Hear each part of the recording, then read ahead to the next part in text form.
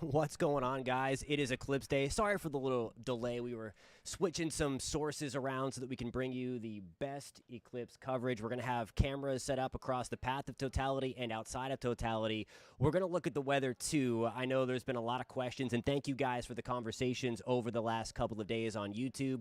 We're coming at you live on clickorlando.com. We are also on News 6 Plus, and, of course, on the Just Weather YouTube channel and the WKMG Click Orlando YouTube channel. So what you're seeing here is the start of the eclipse across the path of totality. Mazatlan, Mexico is up first, and we do have some clearer skies breaking free. Every now and then, of course, we're going to switch different views up. So what you're seeing in the middle here is the satellite looping. We should be able to see the things darken on a satellite. You'll see a shadow go across that middle frame there. You will see things kind of darken up from the satellite perspective as the satellite is obviously above the cloud cover. So that's going to be something pretty cool to watch. And then we're going to bring you views of totality, hoping that the weather cooperates. So every now and then I'm going to switch back between the eclipse and our weather computer here, because I know that there are people trying their hardest to see this eclipse, and the weather is not cooperating too much. So let me stand by just 1 second. We're going to kind of look at some different views here. Every now and then I'm just going to switch up some of our sources, so bear with me as we go through all of that. What you are going to be looking at here, and I can bring this up full, this is the time to totality. So this is wherever you are on this map. So as we get into, as this crosses into the United States, totality, or the eclipse starts at 1:30 Central Time. So really in about 10 minutes here, we're going to get stuff started right along the Mexico-Texas border, and then this slides on up. I want to now switch to the weather computer, and we are going to see things. Let me bring that over. All right. So those two yellow lines that we see right here, this is the path of totality. Where we have the clouds right now, and keep posting in the comments where you're tuning in from, any questions. We're going to get to that over the time we broadcast together, and this is going to go until about 4:30 here. And this is where we have the cloud. Again, we talked about we were going to have some big-time issues in San Antonio. There we go on the north side of town. Now, if you're further up to the west of San Antonio, we actually do have a very small sliver of clear skies. So Austin, not doing the greatest. Same with us in San Antonio. We need that eclipse to get here quick, because you notice where those clouds are starting to advance from the Gulf of Mexico, out of Corpus Christi, out of Houston, and coming up from the Mexico border. So we have all that stuff pushing through. That's that extra moisture. We'll go up the line of totality. Right now, we're doing okay in Dallas. We have clouds around, but if we catch it perfectly, we'll be all right. Same for us in Waco right now. Closer to the Texas-Oklahoma border, we have some clouds pushing through. Optimistic that we can catch it okay anyway. That's what we're going to be battling. Now, we're doing all right at this time in Little Rock. Obviously, we need to keep this rolling as we move into totality for us in central Arkansas. Moving up into the southeast corner of Missouri, this is, of course, where X marks the spot from the 2017 total solar eclipse. Carbondale area, extreme southeast Missouri, we're doing okay right now. There's Carbondale, there's Poplar Bluff. Right now, just a few of those high, thin clouds. We've been talking about that over the last 10 days, that we'd be okay in this area, but there would be some clouds to contend with. Evansville into Paducah, just some high clouds around right now. Bloomington into Indianapolis, just some higher clouds. Same for us in Muncie into parts of western Ohio. Again, that very faint film on your screen, you see that? We don't want those to be there at the time of totality. That is where we had the clouds at this present time. We'll move further up the path of totality into Cleveland and Akron. We're doing all right on the western side of Lake Erie. We need some luck here in Erie, Pennsylvania, in northern Pennsylvania. Again, there are some breaks in the clouds.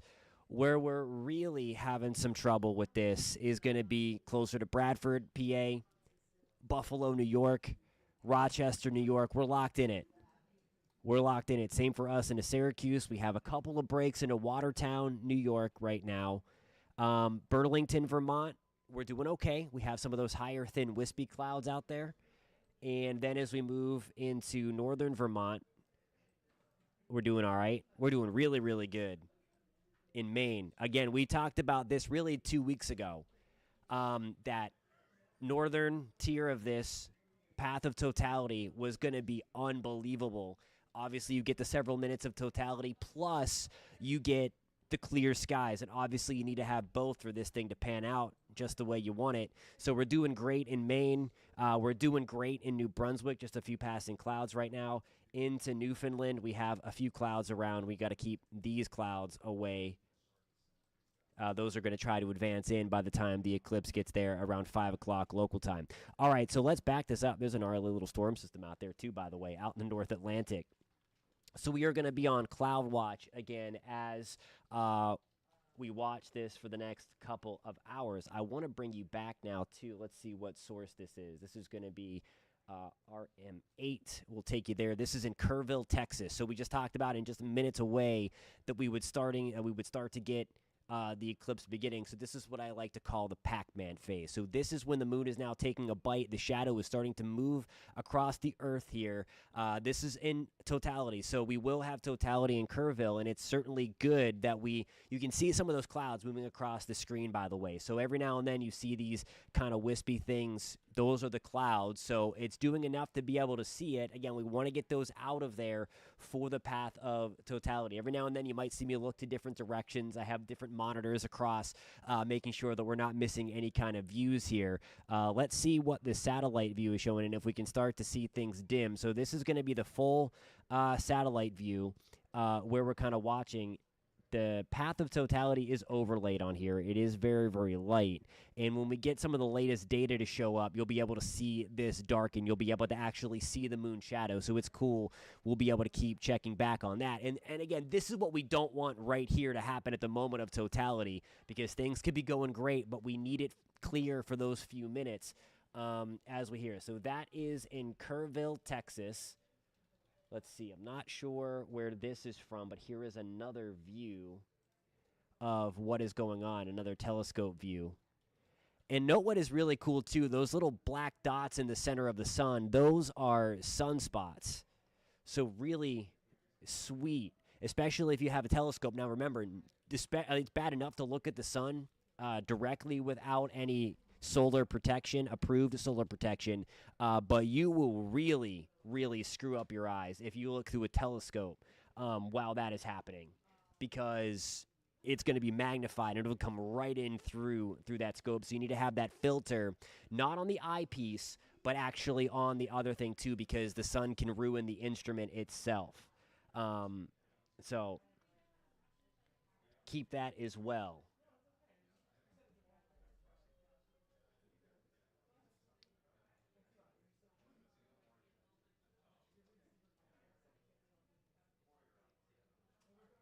And again, we're here hanging out, having a conversation. So no matter where you are watching from, whether it's on the Click Orlando live feed, whether it's on the Just Weather live feed or New 6 Plus, welcome to everybody. Again, this is the day we've been waiting for. This is the day that we have been forecasting for. So certainly really, really cool. Constance, how's it going on the WKMG Click Orlando page? Welcome. Hope you're doing well as we watch the 2024 total solar eclipse. Have a really sweet view here, and every now and then you might see these feeds change a little bit. So let me get you back out. This is obviously somewhere. I don't know where it is.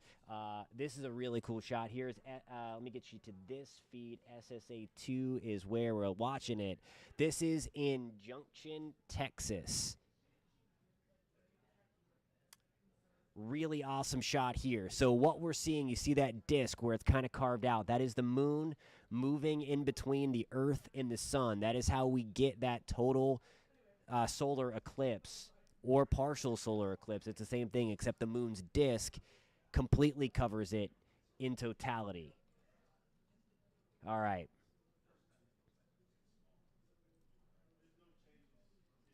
All right, Light Claw, Shadow Smarch, welcome to the live stream. He says 12:23 in Hardy, Arkansas. So no eclipse yet. You're still a little way. Weather is clear, sunny, temperature 75 to 85, wind from the south-southeast. Awesome stuff as well.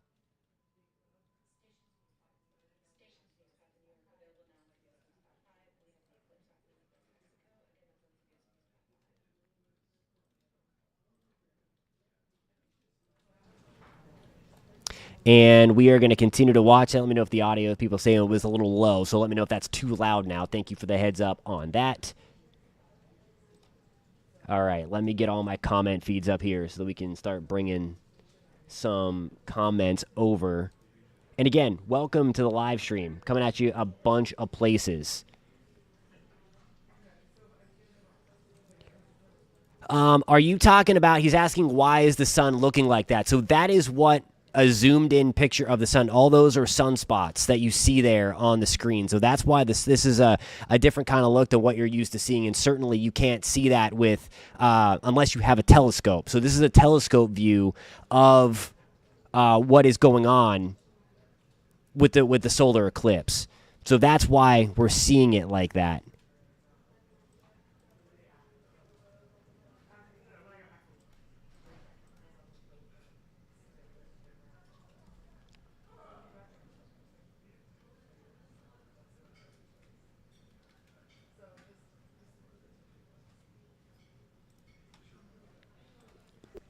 All right, we're heading back to Mexico now as we're about halfway there to totality.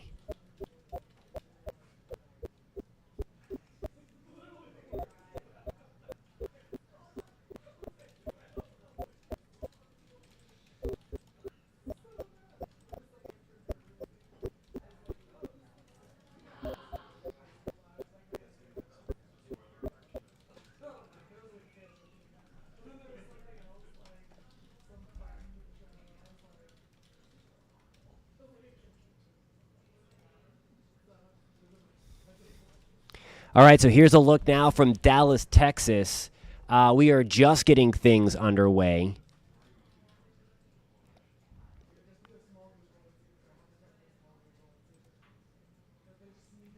Try to.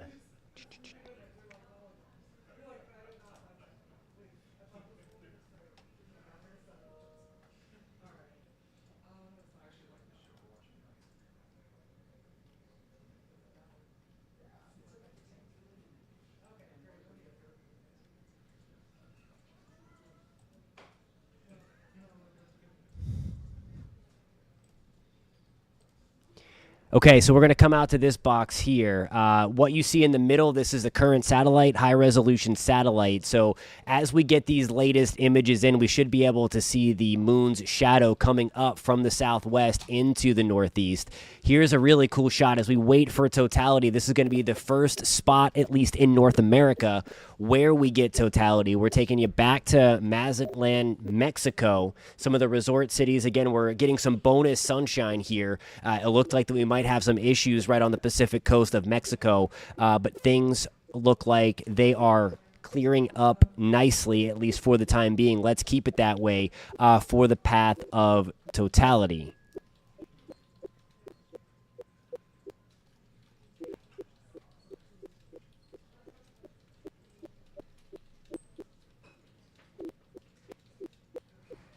And here's up the road just a little bit. This is Junction, Texas. Again, it's a different kind of view. NASA's also going to bring us some views here, some different channels, so to speak, so that we can see what is going on with this.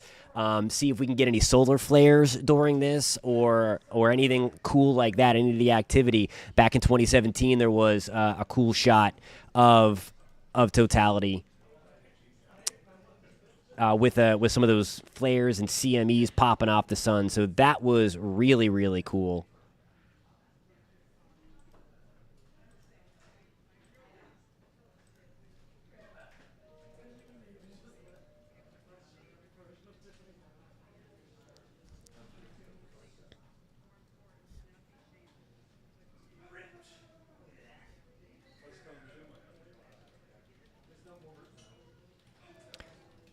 So if you're just joining us, we're taking a live look at Junction, Texas. That is a very zoomed-in shot of the sun.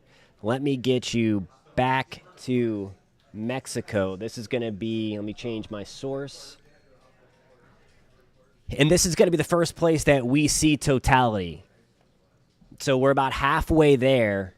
As you see, that disc that is coming in from the right-hand portion of your screen. Okay, we lost that feed. Let me get back, or at least they switched it on me. Let me see here.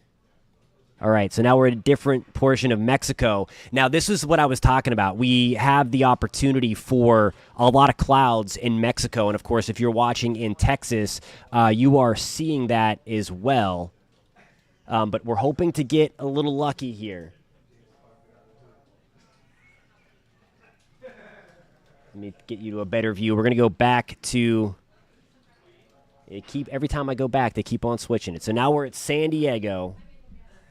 San Diego, of course, is not in totality, but it's a cool shot here of the partial eclipse. This is obviously a telescope view here, so you can clearly see where the sunspots are. In the bottom box there to the left, if you look down on the Brady Bunch thing there, that is the path of totality and some of the times. I can bring that up if anybody is interested while we are kind of waiting for some views to come back. And let's see here. Try to change up some sources. Let me go to... All right, so now we're back here. This is going to be the first spot. So this is going to be really, really cool. I know a lot of people have asked, one of the main questions that I received over the last, month that we've been talking about this, or couple of months we've been talking about this. Well, how can... Okay, William, that is not a thing, by the way, so... No misinformation on this page, by the way. So take that out of here, William. Those are actual clouds. Hey, Mark in Plattsburgh. Okay, we'll check in on some of the clouds for you guys. Anything in Florida? Tiffany asks if anything is in Florida. We are going to get the partial portion, at least in Central Florida, underway in about 10 minutes.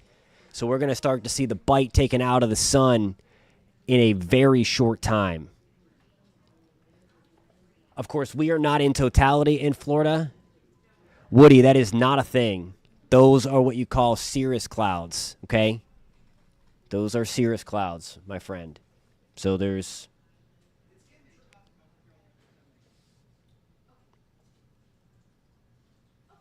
You got it. Jessica is right on the money there. Partial eclipse for Florida starting at 1:47. So we are about a little less than 15 minutes away from the partial portion. Make sure you have your glasses ready.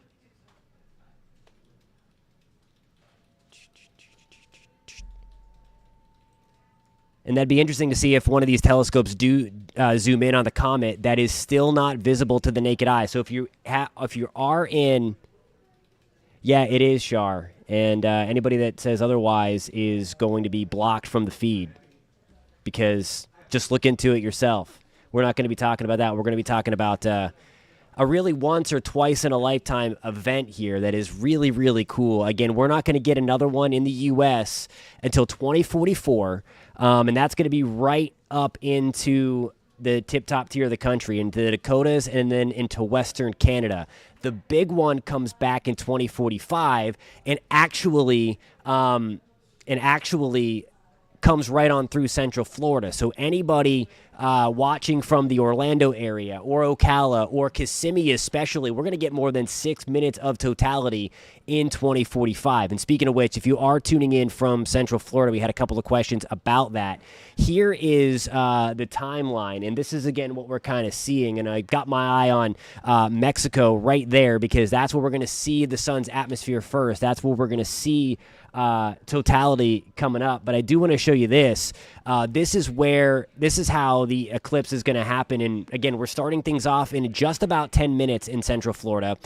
We will get 65% maximum eclipse, and that's going to happen just after 3 o'clock. And then the partial eclipse is going to end for the Central Florida area coming up at about 4:17. While I'm on the weather computer here, I want to show you this, and then we'll get back to some of the views, and I can actually... Let me change something up on this real quick. Let me get to my other source, and I can put what we are watching in there. Nope, not that. I want to put...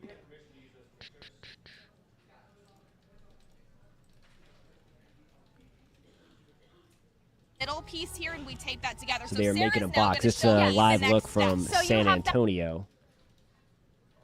They're making one of those DIY boxes.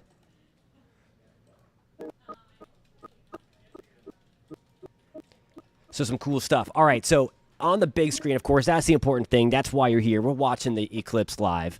But in that bottom box, a lot of people's questions that I was talking about before was, okay, how can the path move like this? How can it come up from southwest to the north and east? And the reason is because it's not the sun that is moving in that direction. Of course, the sun rises in the east and sets in the west. We are looking at that path there, the moon's shadow, okay? So both the Earth and the moon rotate west to east. And we can see that motion evident as the reason why that is the eclipse moves from west to east. Then at the same time, the moon does not orbit the Earth on a flat plane. It's tilted by about 5 degrees. So that is why it's moving from south to north as well. So remember, it's not the sun that's moving in that direction. It's the Earth's shadow being cast on the Earth, or it's the moon's shadow, I should say, being cast upon the Earth. Now, for those also in totality, someone had mentioned about the Devil Comet, Comet Pans Brooks. It's out there as well. We're going to see if we can find that, if one of these telescopes that we have access to are going to show that or not. It's still not visible to the naked eye. We were hoping for one of those bursts that comets sometimes notoriously do, the unexpected kind of flare-ups as they head towards the sun. This one has not done that yet. There's still time for that to happen before the comet goes away completely, so something to still be looking for in the night sky. But in terms of the eclipse, not naked eye visible, but we're hoping that one of these can actually hopefully actually be able to see that in one of these things. Emily is asking, is anyone in the path of totality coming up have a cloud-free view? Yeah, so right now what we're looking at right here, Emily, this is in totality. So Mazatlan, Mexico is in totality. So as that's happening, sorry for the noise. Let me get that noise out of here. It's because I brought in that other source. So let me get that out of here. Sorry about that.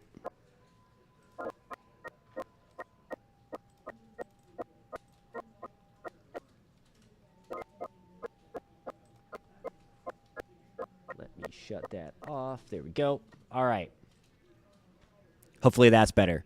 So that's why we're keeping it right here on this feed here of Mazatlan, Mexico, coming up on the Pacific coast. So that's what we are seeing here. Trying to see if we can see the shadows yet.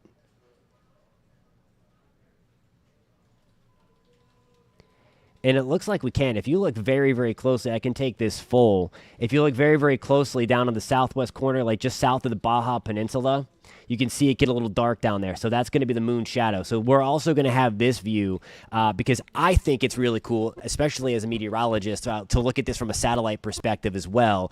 The path of totality, again, we have a lot of clouds around. I can show you that it's in that bottom box. Let me know if it's not big enough, because then we can bounce around a little bit and I can keep on going back, because it essentially looks the same until we get to totality. That's the cool part of the total solar eclipse. Clear skies in Sarasota, Florida. Welcome to the broadcast. Thanks for being here. Addison, Texas, north of Dallas, in North Dallas is clear. Awesome stuff.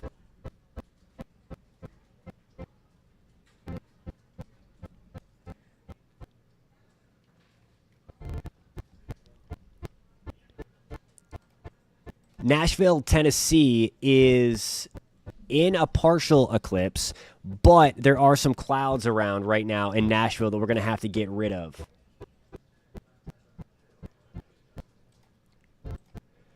Travis is hanging out in central Ohio. Very few clouds right now so far, and that's the key so far. Let's hope it stays that way. Starts at 1:54, so we're about to get that partial portion started in about 15 minutes in central Ohio. Totality just after 3 o'clock, pushing 3:10.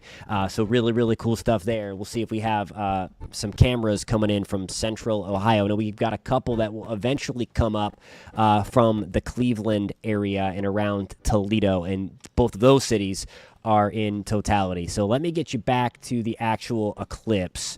This is the first spot in North America that is going to, it is not freezing up on my end. So I would double check your connection because the stream is healthy on our end. All right, we got some people from Arkansas waiting for totality. Let's check in on the clouds, and that's going to be on the bottom. You see me zooming in there. I have our weather computer tied into that. So we're going to get in real close. San Antonio, we thought we'd have some issues, unfortunately. Just north of San Antonio, I mean, it's going to happen quick, totality. But, I mean, you got to go further up. But we do have some clearing anyway, just to the northwest of there.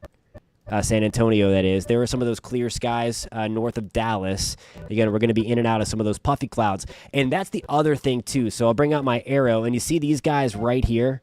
These are all puffy clouds. Now, what will help us out during the eclipse as we lose solar heating, of course, to get those puffy cumulus clouds, what sound issue are you talking about? Because I don't hear any. Let me see.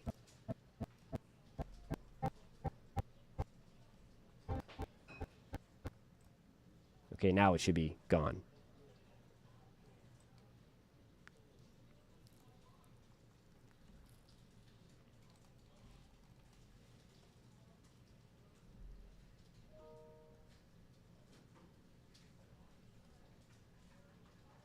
Okay, the sound stuff should be gone now. Every time I bring a source in, it comes in with that weird sound, so we'll have to watch that. So thank you, guys. All right, so what I was saying before, these clouds right here, those are those puffy cumulus clouds. Those are born from the heating of the day. So we heat the ground, then you get that air to rise, and then you get that then you get those puffy clouds to develop. When we eclipse the sun, we lose some of that solar heating. So all of those clouds that are there right now around west of Waco, west of Dallas, those are going to go away. So hopefully we start to block the sun quick and we get those out of there just in time for totality. So we're doing okay west of Waco. We're doing okay around Dallas. Let's check out southeast Oklahoma. We have an unfortunate cloud deck right there sliding on through. All this stuff here around Texarkana, those are those cumulus clouds that we'd be watching those start to go down as the sun gets blocked. So notice we have some clouds coming in western Mexico at this time. We're still doing okay in Arkansas. This is what we like to see. See, these are those very thin cirrus clouds that you see moving through, those wispy clouds right there. Good stuff. Central Illinois checking in. Welcome, guys. Let's head back up. This is one of the areas that we were talking about it being just a little bit dicey, but still a good shot right in through here from Paducah to Carbondale to Poplar Bluff. Just around Carbondale now, we're looking really good. And into Poplar Bluff, we are looking decent right now. We just have a few of those higher clouds just south of town. And again, those yellow lines there, those represent totality. Just some high wispy clouds right now in Indianapolis, into Muncie, Mansfield, into Cleveland. This is our big-time trouble spot right now, other than San Antonio. Erie looking a little rough right now. Hopefully we can get rid of these clouds on the back end. That'd be nice. Just south of Erie, we're doing pretty good. And then Buffalo, we are locked in it, of course.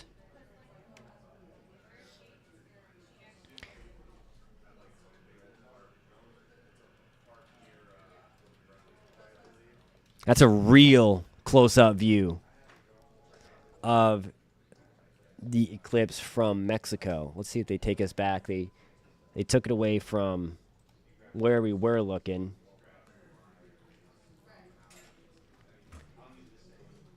Okay, so Ennis, Texas, that's just south of Dallas. So let me zoom up or zoom out.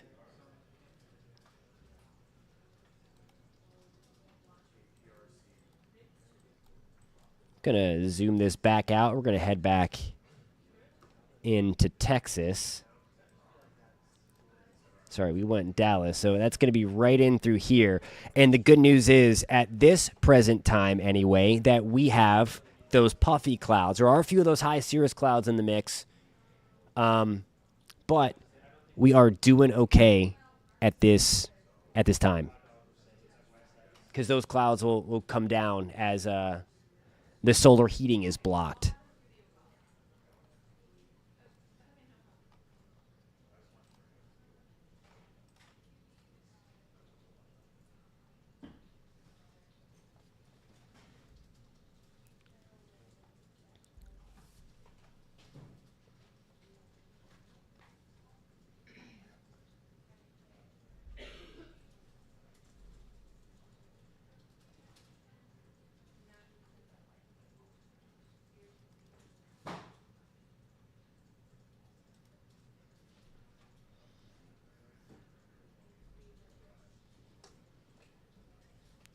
See, yeah, and this is what we don't want. This is another view from Mexico, and you see the clouds going across. We can, of course, see the partial portion of the eclipse, but that's going to obstruct a little bit some of the cool stuff that happens in totality. And that's a real close-up view once again.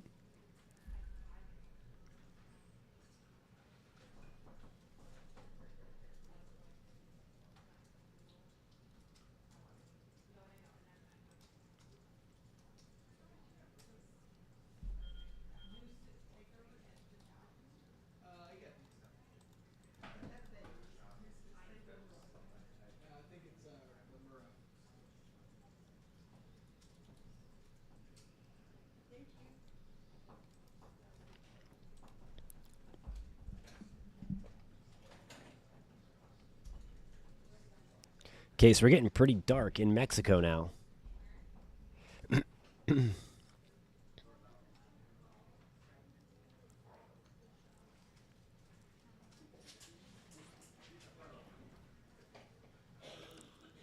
Cloudy in Baton Rouge, yeah, we were one of those spots where we were going to be out of luck for the partial. There you go. I mean, we have thick clouds locked in into most of Louisiana, most of Mississippi. We're doing okay in Georgia. Somebody asked about when it was going to start. We're going to get underway in just moments. In Central Florida, the eclipse is now underway. Again, it's just a partial portion. I say just, but it's still really, really cool to go out there with your approved solar eclipse glasses or that DIY device. I think those things are pretty cool, even if it's just a projection, to watch all of that as well. So just want to welcome everybody that is joining the stream. Thanks for the conversations over the past couple of weeks that we've been not only highlighting the time of the solar eclipse for everybody, but the weather for it as well. So this is really cool. And again, we're back onto the west coast of Mexico, the Pacific coast of Mexico, and this is where we hit totality first.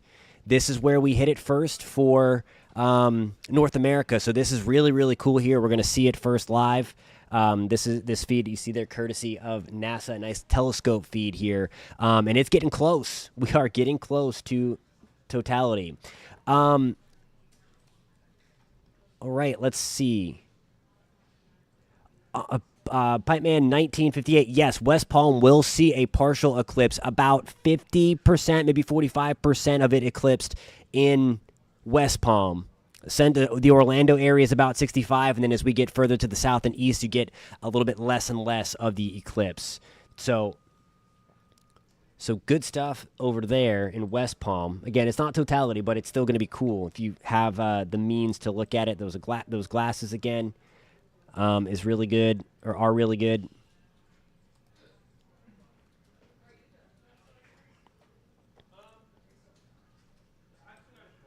Hey, Mary, good afternoon. If you're still on the feed, sorry I missed that before. I was working with some audio issues. You know how technology works. All right, so we have a really cool shot here. If you are just working its way onto the live stream, welcome. We're on clickorlando.com, News 6 Plus, the Just Weather YouTube channel, and the WKMG Click Orlando YouTube channel as well. Thank you guys so much for being here. Let's see. some of the comments coming through. Somebody asked about Minnesota. We are going to get a partial eclipse. But the deal with Minnesota is if you look at the bottom box I have here, I'm zooming in to the land of 10,000 lakes. We have the land of 10,000 clouds right now.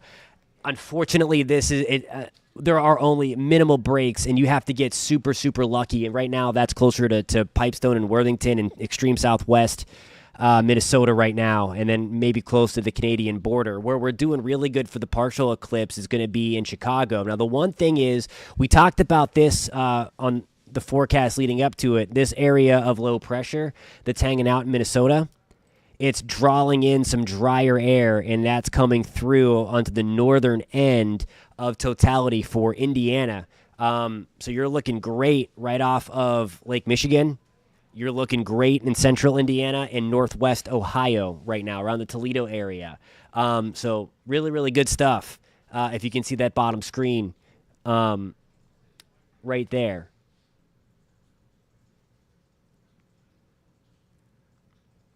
Somebody asked about how dark New York City will get. It'll get a little dark. I believe I think you have like 90% of the sun. So again, you're not going to see 90% of the sun eclipsed. And then what I have going on the bottom portion of the screen there, that is, yeah, so you're going to be, there's where it is in real time. So yeah, you're about 90%. 100% is obviously upstate New York, and 80% is coming out of like Virginia Beach, right on through the Outer Banks, and then 90% New York City. So you'll notice it get a little dark outside. Not complete darkness, or not like that, not as dark as what you would see during totality in that totality line, but all that stuff. But you're gonna notice it get a little darker out there. Saskatchewan's going to get a partial as well. Let me back this out. And you guys are going to see about 60%. Maybe closer to 50%. So you'll get about 50% blocked. Colorado, we're going to be in, depending upon what part of Colorado, you're going to have 70 to 80% blocked of the sun. So what I have going on there, and if you're wondering what I'm talking about, I have that box just below me there. In that middle is the real-time satellite view. We're watching that kind of darken up a little bit as the moon shadow goes over. Right in the big box, of course, that's taking center stage. That is the eclipse itself. This is the first part of totality in North America. That's going to be on the west coast of Mexico. And then at the bottom part, I've got the cloud cover in real time overlaid with the amount of eclipse. You'll see, since we have a bunch of questions coming in. For that guy that's saying it's just an eclipse, he has never seen totality before. I guarantee you of that. Because this is really cool stuff. Denver is going to see max at 12:30, so that is getting close. All right, so here we go, 154 Eastern Time, 12:54 Central Time. And the eclipse is well underway. We're watching the west coast of Mexico. There's the timeline there. So this is going to be the partial portion. The partial is underway almost everywhere. So 2:05 Central Time as we get up into southwest Indiana. So our eclipse, if you're watching in around the Paducah area in Kentucky, that is coming up in about 5 to 10 minutes. Of course, this is the big side here. We are waiting for totality in West Mexico. So really cool stuff. So Chicago is actually not going to be in totality ever. We're going to have a decent chunk of the sun blocked, but you're going to have to get about an hour south of Chicago, maybe even 2 hours south of Chicago, to get into that totality line.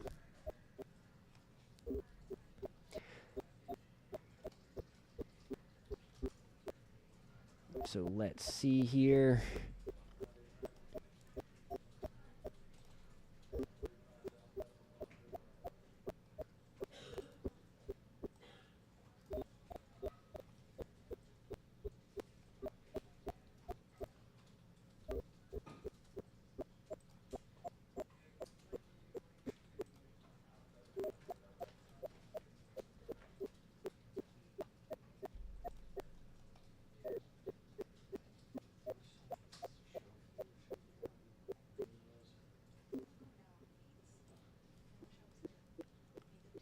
Let's get my little comment thing over so I can pull some comments over while we are waiting for totality. So thank you guys for the comments.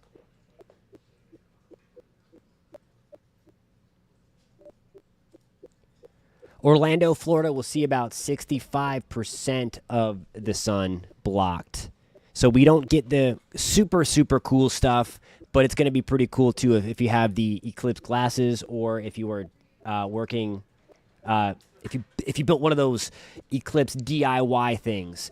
Kathleen Hunter says, totally sunny in Wisconsin. Awesome stuff.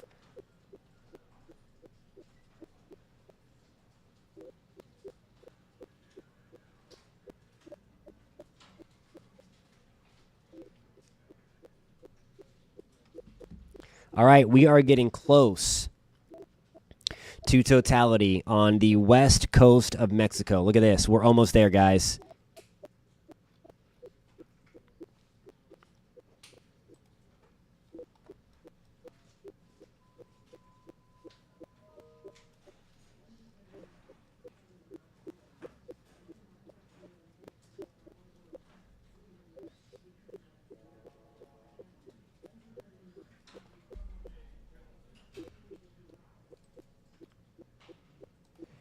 In Detroit, you're going to notice the sky get a little darker, but certainly an hour south of you is going to notice the total darkness. So you're going to see about 90-something% of the moon moving in front of the sun. So you're going to see about 90% of that eclipse, 95% of the eclipse going through. So you notice it get a little darker, but again, you have to be in that 100% zone to be able to see what is actually going on and all that cool stuff. The super cool stuff. I think it's all cool.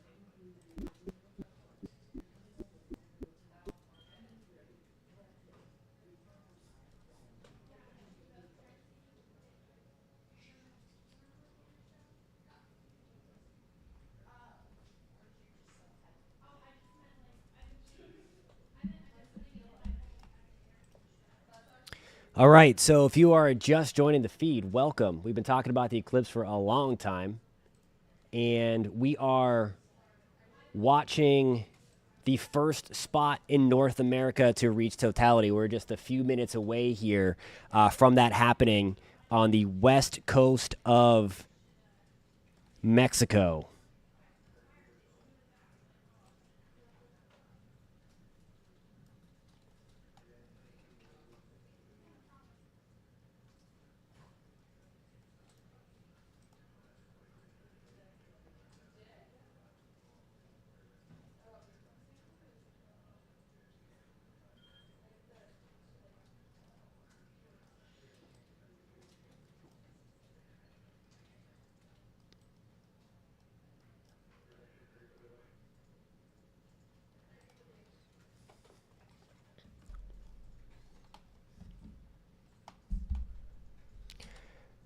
All right, so as we wait for totality, we're going to go back to that bottom map again. If you're interested in the real-time cloud cover forecast, obviously if you're outside, you know exactly what is going on with the real-time cloud cover situation here.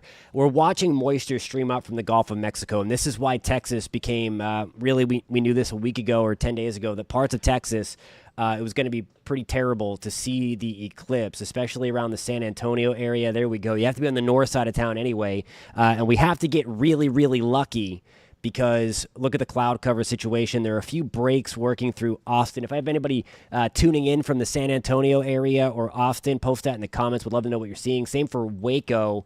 And then into Dallas, we're doing okay. Right on into southeast Oklahoma, there's a cloud deck pushing through that is moving north. So this is the stuff that's problematic right here. I'm not concerned about this stuff. Let me because as we lose solar heating, we're going to lose those clouds. And one of the other cool things, the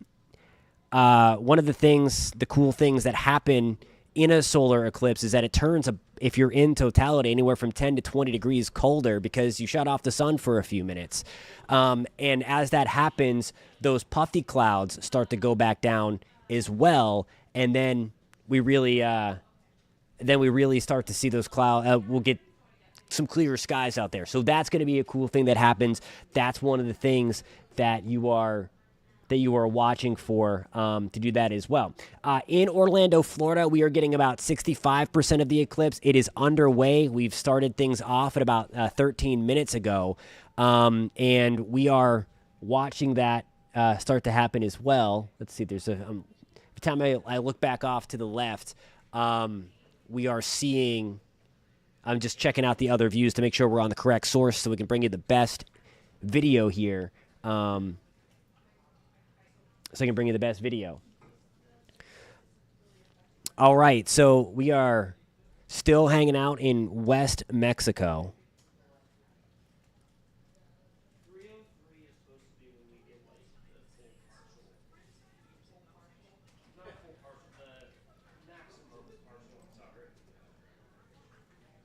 So let me zoom out.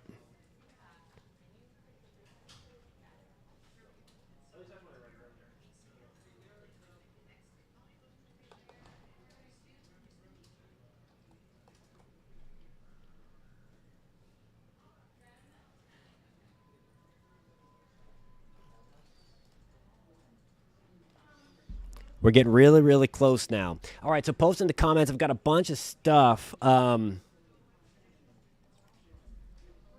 kind of show you. Right now, again, this is the satellite view for where totality is coming up.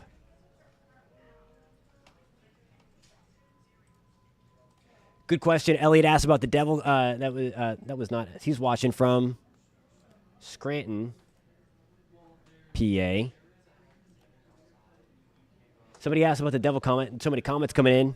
Well, I said comments coming in that I missed it. But he was asking about the devil comet. That is out there. Comet 12P Pons Brooks. It's out there. The thing of it is that we're really not seeing.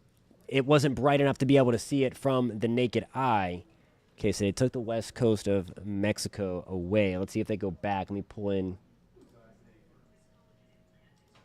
Let me go check the feed real quick.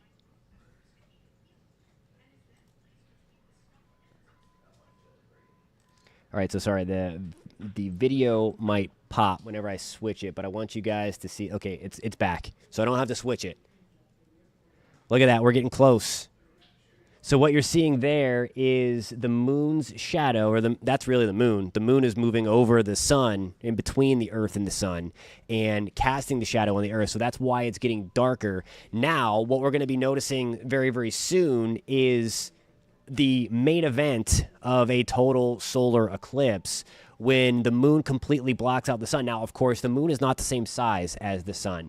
It's a very unique experience. It's a very unique situation. The moon is 400 times smaller than the sun, but the sun is 400 times further away than the moon. So it gives the illusion, and it works out perfectly, that it completely covers the disk of the sun. So it's really cool. It's the same deal if you were to take your thumb and look at the moon. You can kind of cover the moon with, you can eclipse the moon with your own thumb from Earth. So it's really, really cool. And again, it is a very, very unique thing to Earth, that it's set up like that.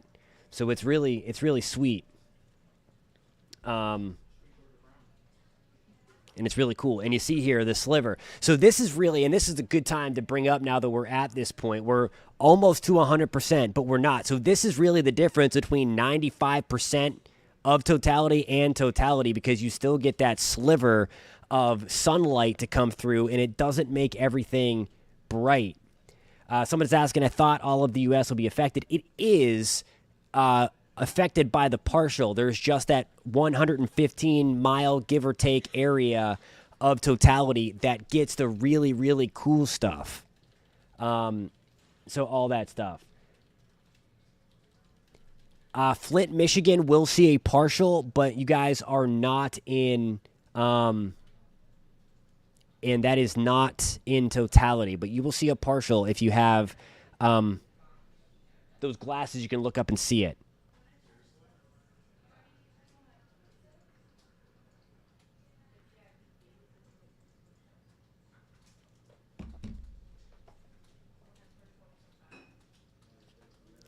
Okay, so we're getting really close.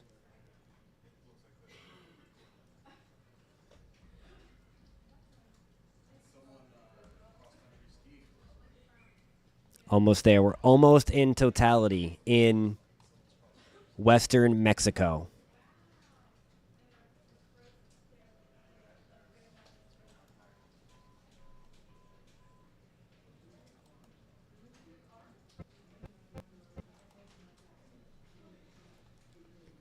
So we're going to take that fool and just hang out and watch this.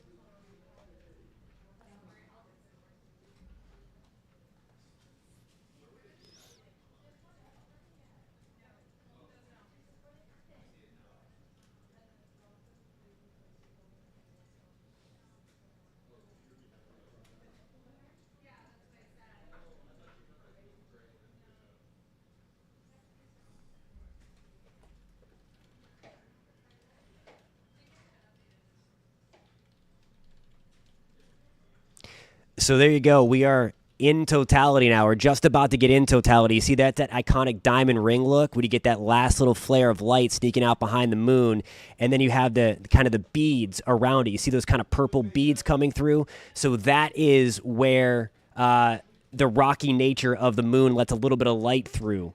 And now here we can see the sun's atmosphere, also known as the corona, as we have totality now in Mexico. So western Mexico, we are in totality, and we are seeing the corona.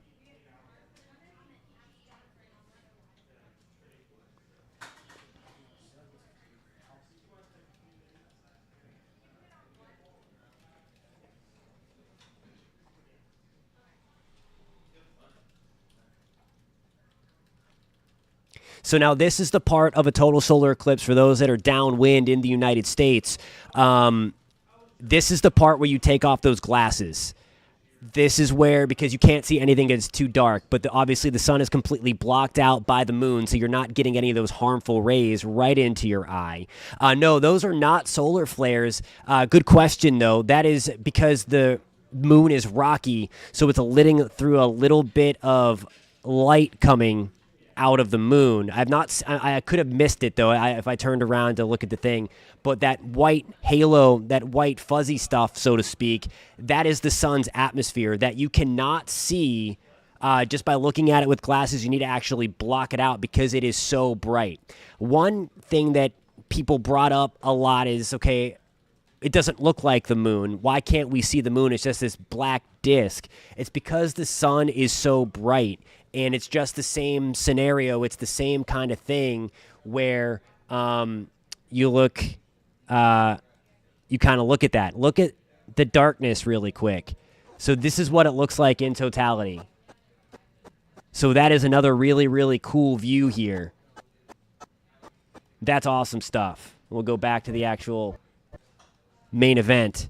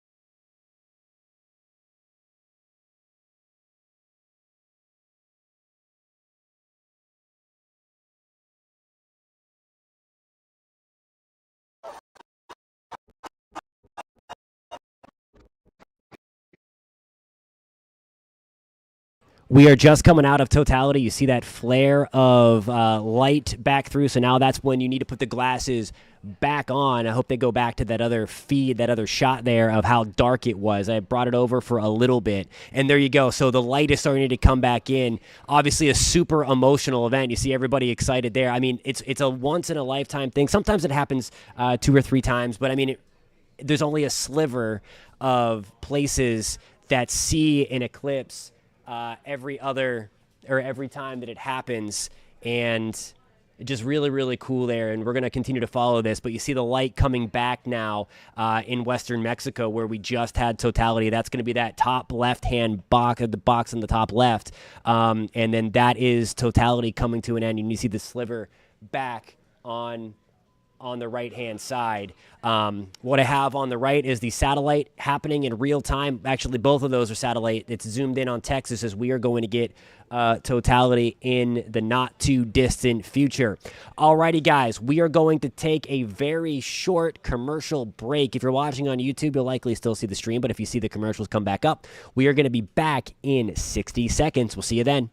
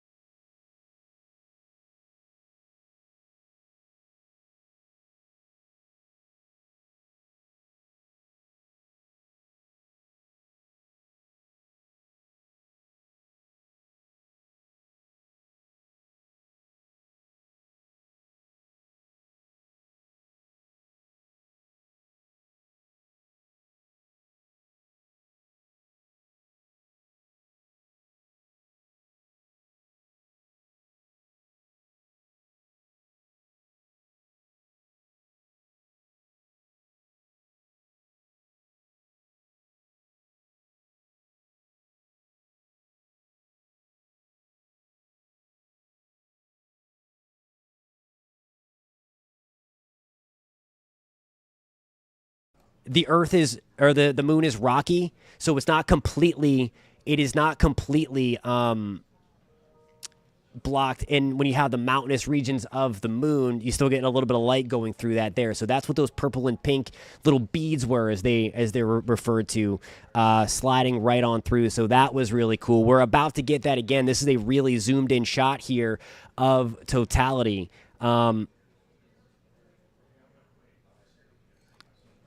So Roxanne says the birds outside are going absolutely crazy in Lawrenceville, Georgia, sitting outside, but I don't know when I can look up. You can look up now. There's going to be a partial portion going on as we speak in Georgia, and now we're going to get ready to, if you missed totality with us just a little bit ago, we are going to get ready to see totality here. This is the second city up in Mexico on our stop, so we're going to get ready to take this bad boy full and see totality. And there we go. So there was the diamond ring, that burst of light that we just saw there. And I think you might have been talking about those little purple beads that are right around the moon.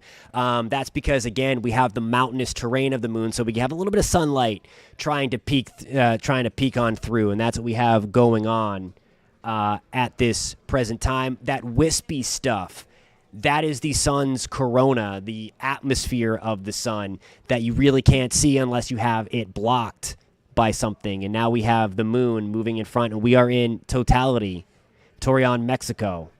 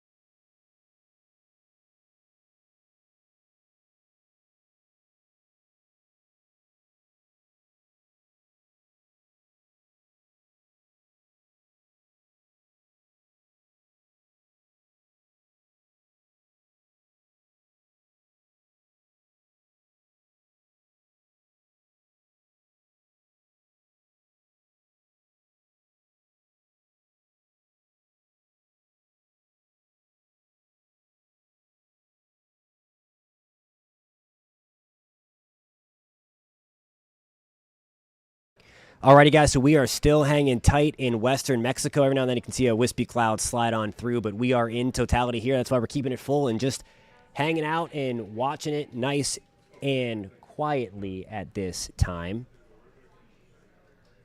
Couple of different views. I'll bring it back. We're watching the satellite in the top corner, and we are watching in the bottom right. That is going to be from Sanford, Florida. So again, we're not getting a partial eclipse. And what you see going on in the bottom left box there, that was the diamond ring effect, and now happening again just up top.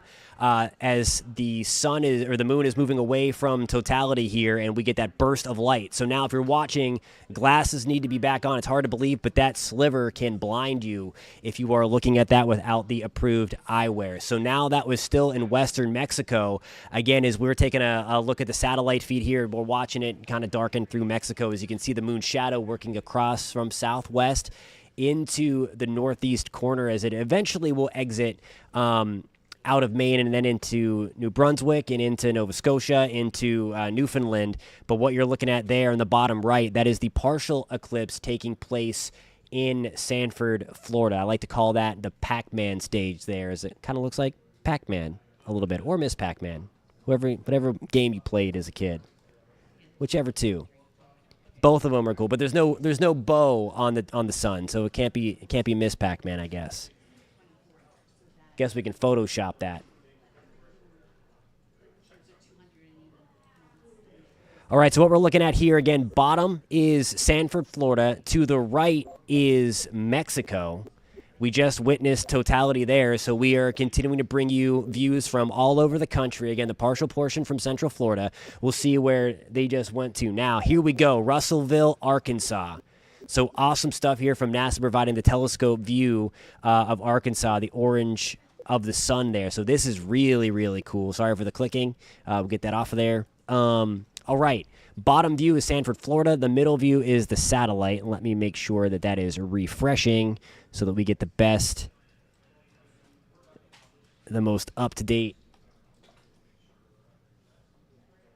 And this is really cool. Let me show you this. Let me pull this over. Let me go into my sources and change.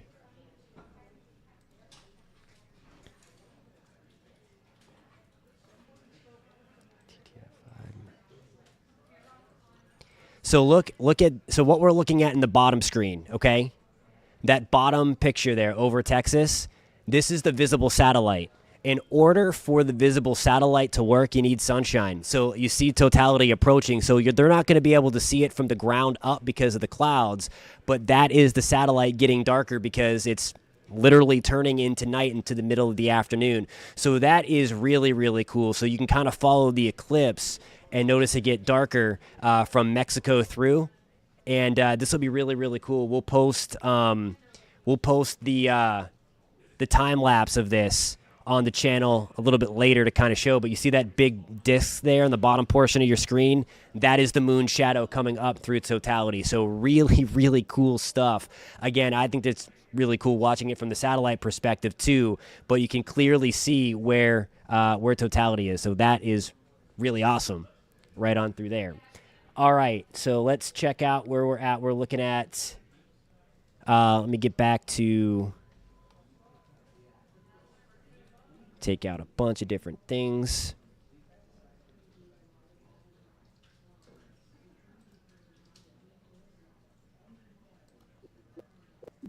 All right, so now, let me get the popping back. Every time I bring in the source, it'll pop for a second, so sorry about that, guys. But now we're looking at a couple of different views. The top is going to be Russellville, Arkansas. The bottom is Junction, Texas, so we're going to be close to totality in Junction, Texas. The right-hand bottom side is one satellite view, and I have that looping like that because if you notice this black area right in through here, that is totality. You'll notice it right down in here, and I think that's super, super cool how the shadow is just moving up that line, the yellow lines there, which is the path of totality. So a really cool perspective coming on through there. Let me change what I will do here in our little quad box that we have going. I'm going to change that top satellite and put in the times of the eclipse right up in there. So really awesome stuff. So we're watching the quad box with two views of the eclipse, and you see the zoom in there from NASA's telescope. That's in Junction, Texas, and this is what we don't want. You see it go black every now and then. We talked about the clouds being an issue. Let's hope we get that clear for our friends in Texas over the little bit of time that we are rolling through, because if it's like that in a few minutes, that's going to be no-go. Come on. I'm trying to push these clouds away. All right, so we have two views of Arkansas. Let's get you another view here. We're going to go back to our other source.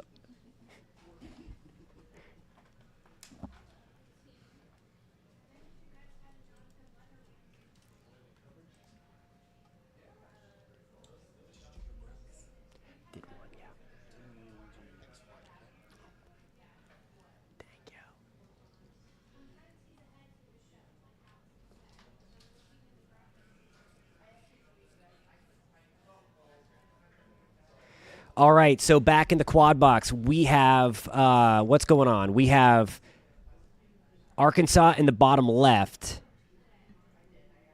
Not sure what, I can't read that in the top left.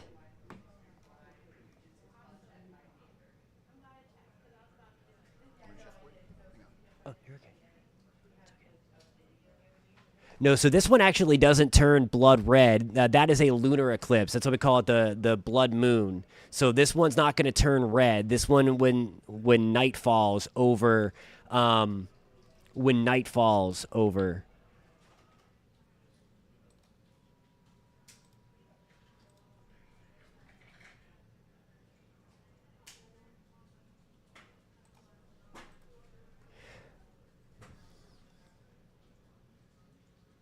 Okay, so both of those are coming in from Arkansas. So we're looking at Arkansas on the left.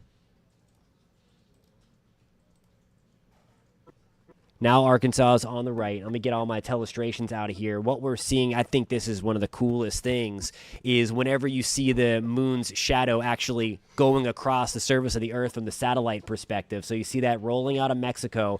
Just look at those two yellow lines. That is the path of totality. And you see that shadow moving up from the Pacific Ocean into Mexico and now working its way into Texas as we are approaching totality into Texas. So thank you guys for being here on the live stream. Really appreciate it, coming at you live on the Just Weather channel, on the WKMG Click Orlando page as well. I want to get you to another view here. This is going to be the partial portion in Florida. Okay, so we have Arkadelphia. That was the other spot in Arkansas that was coming up. This is a look at Dallas, Texas at this time. So it looks like we are doing okay in Dallas in terms of the cloud cover. Let's zoom in and check it out. We're going to lose the visible satellite in a second. And then also doing okay in southeast Oklahoma. Doing okay in Arkansas. But you see this, that's, I think, the coolest thing, where we're getting that dark. All right.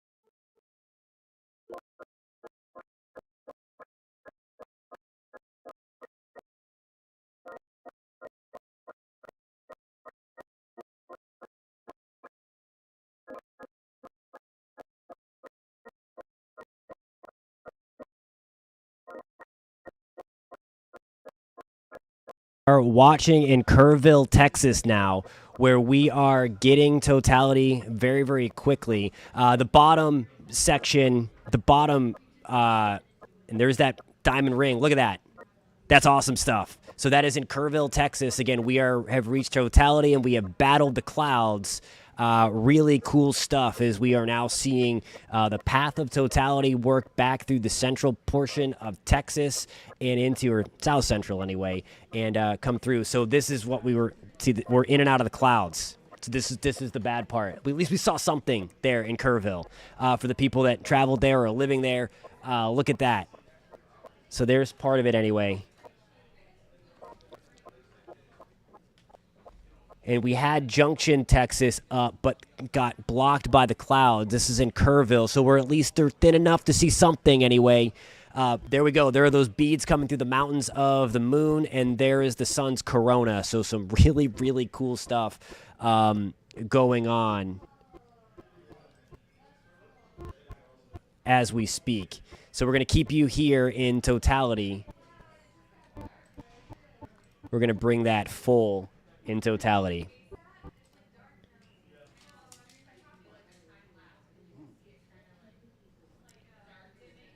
Okay.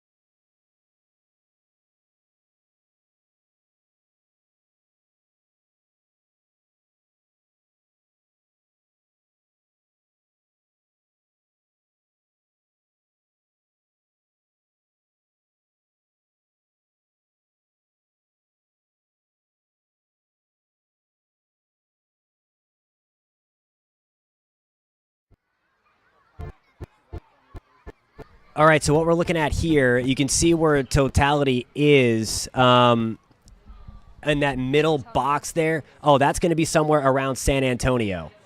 Okay, so I know that's one of our meteorologists in San Antonio. And Oh my gosh, look at that! you can hear that. So I guess they got some breaks in the clouds because they are screaming like crazy. Yeah, look at that. So they got some breaks in San Antonio, just enough. And you heard their excitement because I'm now deaf. That was really, really loud. So sorry about that. Anyway, see, it's so close, so close. But at least they saw something in San Antonio. I'm not sure exactly where they are around the San Antonio area, but we at least were able to see something through the clouds. That's really, really cool, though, even with the clouds being there.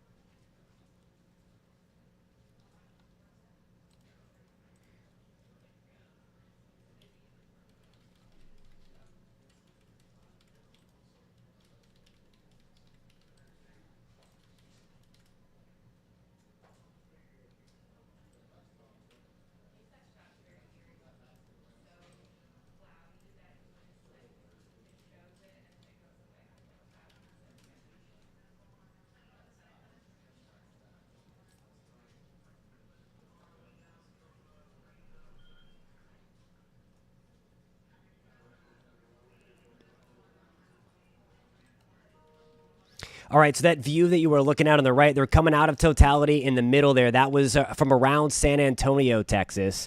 And then what you are seeing on the right, that is a shot from Sanford, Florida, where a partial, that's where we're hanging out. We're based out of Central Florida, so we've got our own crews hanging tight and all that.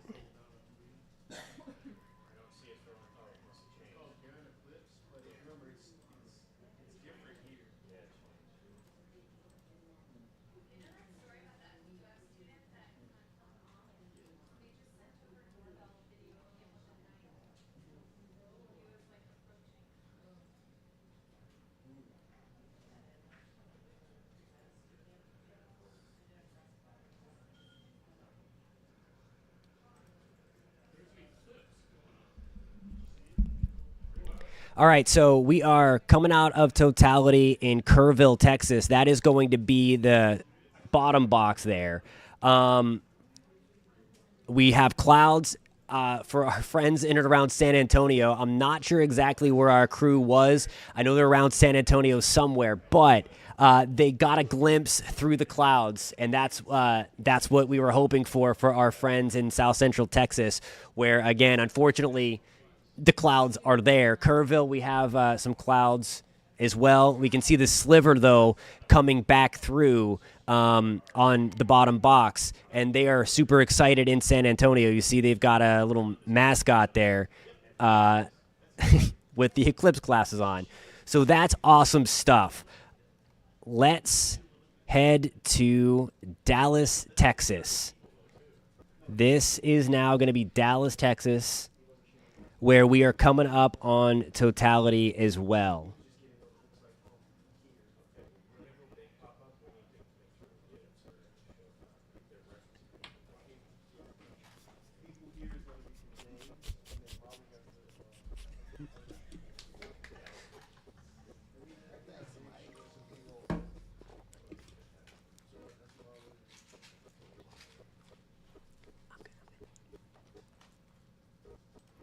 So a lot of happy people in and around the San Antonio area. Look at them excited. It's cloudy there, but they got enough of it. They got enough of the clouds to break just in time. So really cool stuff. On the right is Sanford, Florida, and on the bottom there is Dallas, Texas. We're going to take Dallas, Texas full in just a little bit. I wanted to bring you back to this. Let me change my source because I want to show you the satellite view while we have a second.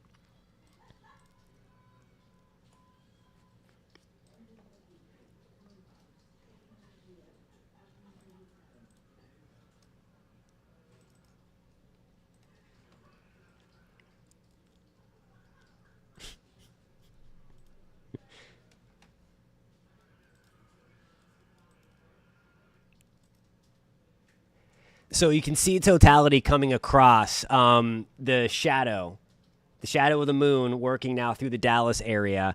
And that's basically here. You can see it in real time where it is moving across the path of totality. That bottom box, I would assume, is still Dallas because it's getting really, really dark there.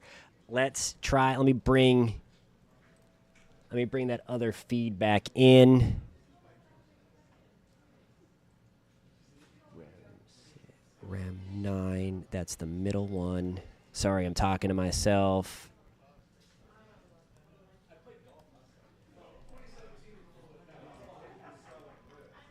All right, so that is Dallas, Texas. Right now, getting ready for totality. That little sliver of light remains. Remember, if you're watching this feed in Dallas, and we had a few people on from Dallas earlier, this is the time, again, where you want to make sure your Eclipse glasses are on. I know it's just a little sliver of light, but that can damage your eyes. Hard to believe. Hard to believe, I know.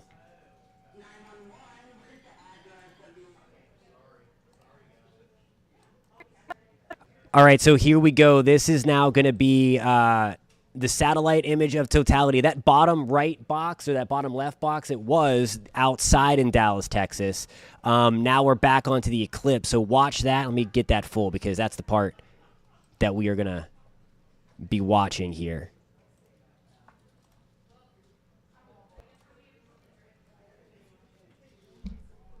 And there we go. Look how cool that is, that sliver of light.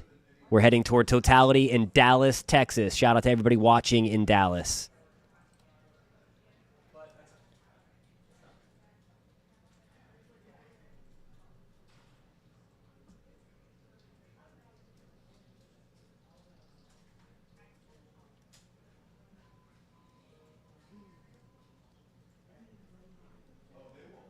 So that is what Dallas looks like in totality.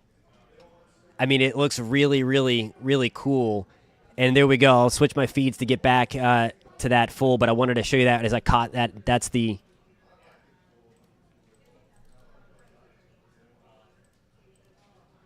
Let's see. That is totality in Dallas, Texas. Awesome stuff.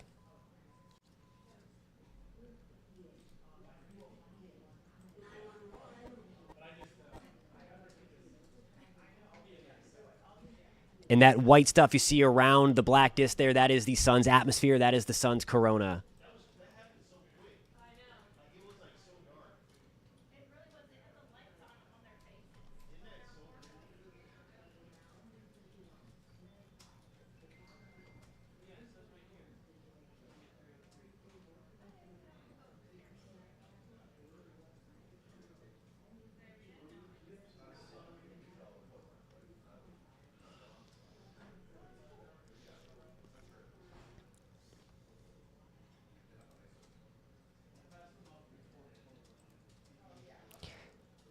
So they're checking it out in Russellville, Arkansas. That's the picture that you see on the right. That guy's using his. I hope that was some solar paper there. There is what it looks like back in Dallas.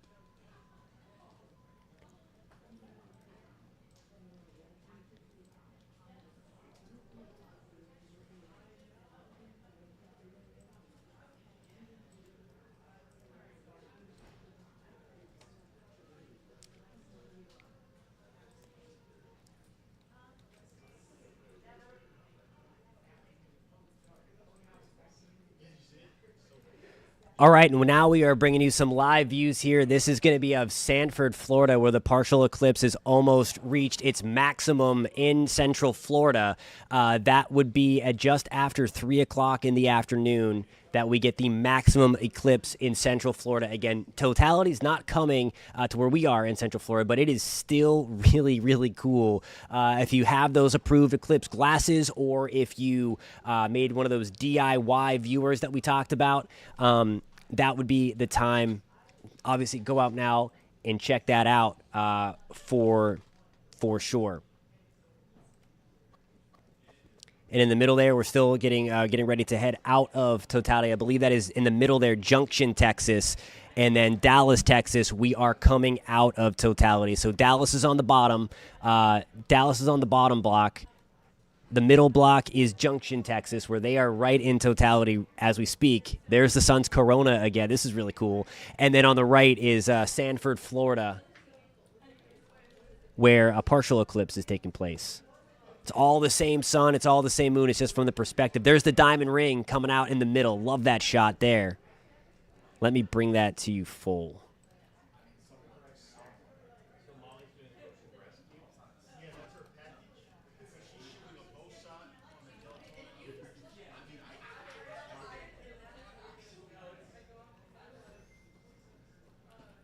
And there we go. And then we just went in and out of totality, just like that, the few minutes of totality. All right, let's see where they are sending us now. Somewhere close by, somewhere along the Texas and Oklahoma border, that's where that shadow is working its way up. We're still in Dallas. We're on the other end of totality now. We are in the other end of totality. All right, guys, as we wait for our next spot of totality, we are going to take a very, very short break. A very short 2 minutes. We're going to take a 2-minute break. Stick around. We're going to come back and we're going to bring you more sights and sounds of totality. Thank you guys so much for being here. We'll be back in 2 minutes.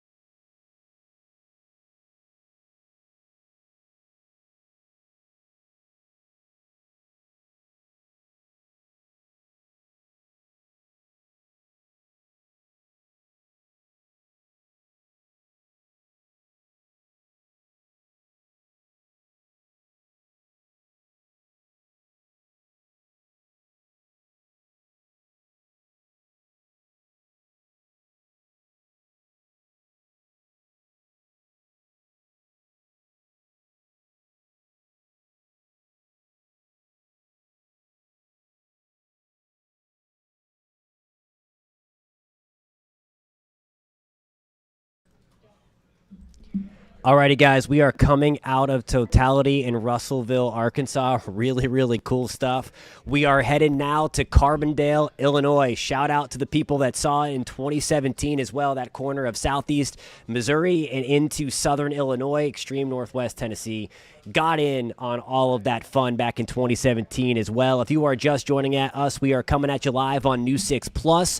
ClickOrlando.com, of course, the Just Weather page. Thank you to everybody that's been following the page and subscribing lately. It's been awesome meeting everybody, talking about the weather and talking about all things Eclipse for the past couple of months. Thank you so much for all of that. We appreciate you. And then, of course, on the Click Orlando WKMG page as well. Thank you guys so much for being here. This is in Carbondale. We are going to take you also to Central Florida. Let me get you back. Let me find. I have so many feeds up right now. Let me get you to another feed, and I will show you Orlando, Florida.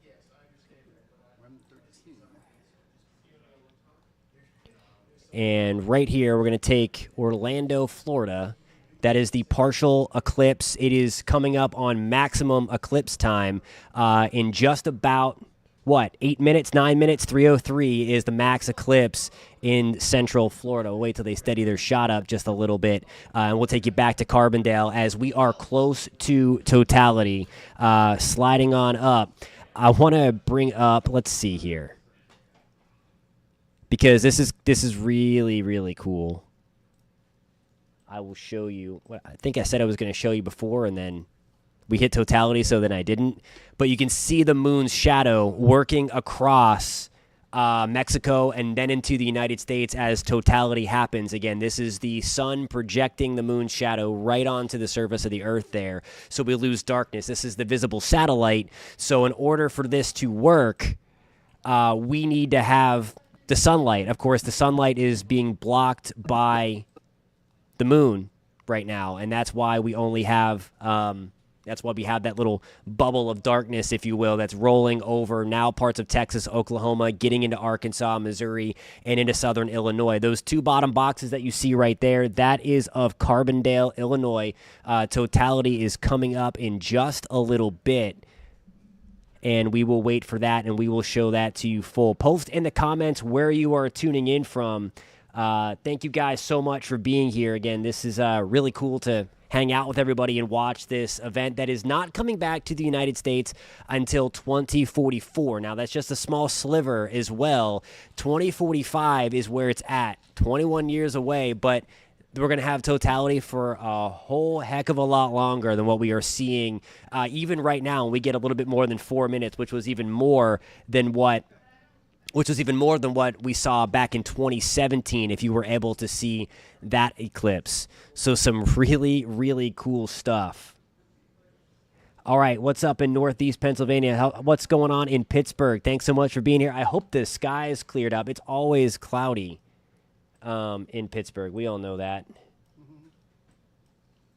All right, so here's what's going on. We have some clouds in central Ohio. These look to be thin right now. We have some clouds in and around the Pittsburgh area for the partial eclipse. We'll see about 90% of that eclipse. Just looking over my shoulder, I was just outside myself with the glasses on. Of course, you got to look at it with the glasses on until it reaches totality. But it was just so cool. Even to see a partial, it's awesome. And I can't even imagine what the people in totality, you heard it live with one of our meteorologists in San Antonio, the excitement there, everybody when they got that glimpse of totality in between the clouds. Again, it's really cloudy in Texas today, so that is a very, very lucky thing. Erie, look at this. We might be getting lucky in Erie in a little bit for totality. We do have some clouds around. Buffalo, we're still looking pretty locked into the clouds.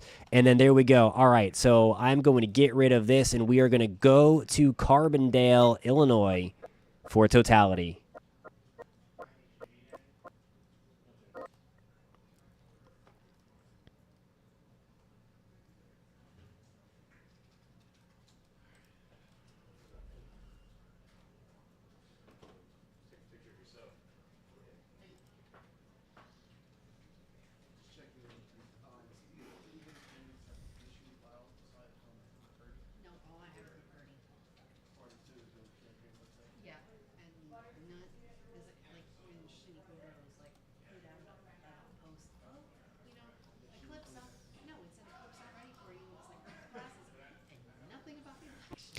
All right, so what we have going on here, we have two views of Carbondale in totality. I was asked before what those little like things of light that are shooting out. That's the sun that's still making its way through the sunlight and between the mountainous terrain of the moon. So that's really, really cool. Those beating features on the outside. And of course, that wispy stuff, that is the sun's corona. That's the sun's atmosphere. That is the main event. That is what everybody wants to see, other than the diamond ring effect.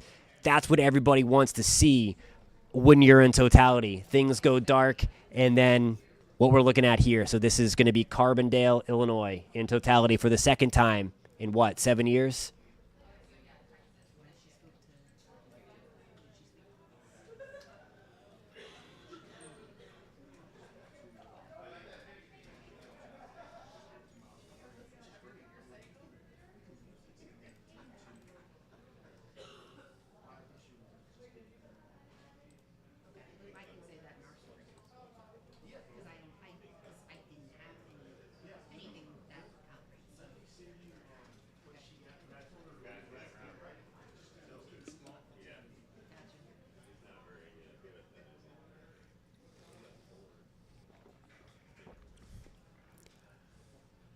I wish I'd be 40 in 2045, my friend.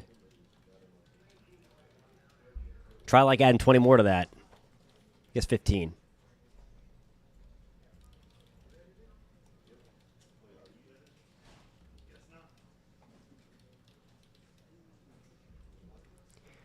Matrix in Orlando says no real change. Birds at the feeder. Yeah, and it's you don't really get a lot of the other wildlife stuff unless you're in totality or maybe close to totality. We're a little bit too far away for some big things to happen in Central Florida like that. But again, it is certainly darker outside. It is certainly darker, but it doesn't go dark like what we've showed you in San Antonio, in Dallas, and in Mexico where they have totality. So it's not, the clouds haven't come over. We are reaching the maximum eclipse in Central Florida. So some really cool stuff. Let me get you to the Central Florida look as we reach the maximum eclipse. So what you're seeing here in that center box is is coming up on the maximum. We are about 1 minute away from the maximum eclipse in Orlando.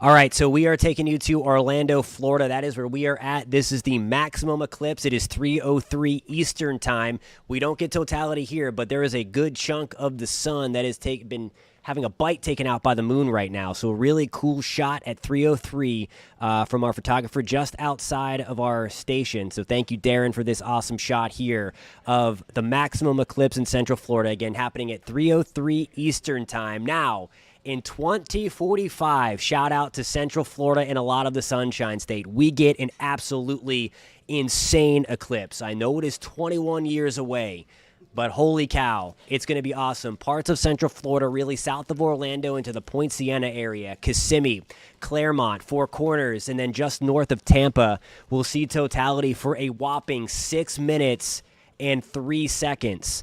The maximum totality area of this one is 4 minutes and 30-some seconds. So you're talking about a full minute and a half more of totality in that 2045 eclipse. So this is fantastic. I know we have to wait quite some time, but this is really, really cool stuff. So the maximum eclipse is now over in Central Florida. We will gradually see the moon begin to move away from Central Florida.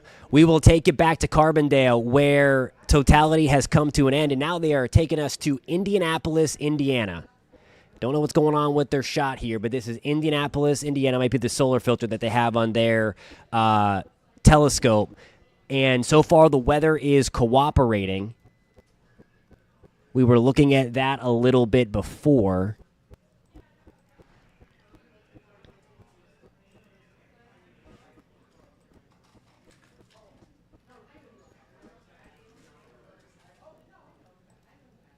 And if you're just joining us from the Central Florida area, we have reached the maximum eclipse at 3:03 Eastern Time in Orlando. Again, we get totality in 2045, but hey, we'll take it. This is awesome as we reach the maximum portion of the partial solar eclipse in Central Florida. We will gradually see the moon move away from the sun, and you'll gradually see more sunshine, more sunlight come back. It did darken a little bit as expected, but again, certainly nothing like what they saw in totality and what they will continue to see in totality. All right, we are reaching totality in Indianapolis, Indiana. So let's take you there. Here's another shot from Indianapolis.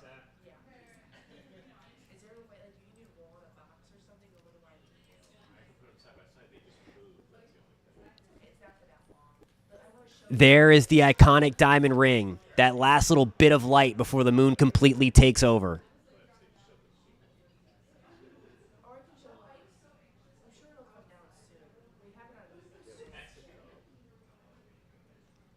And then there is the full blockage of the sun where we can see the sun's corona, some of that beating, again, as some of that sunlight works its way through the mountains.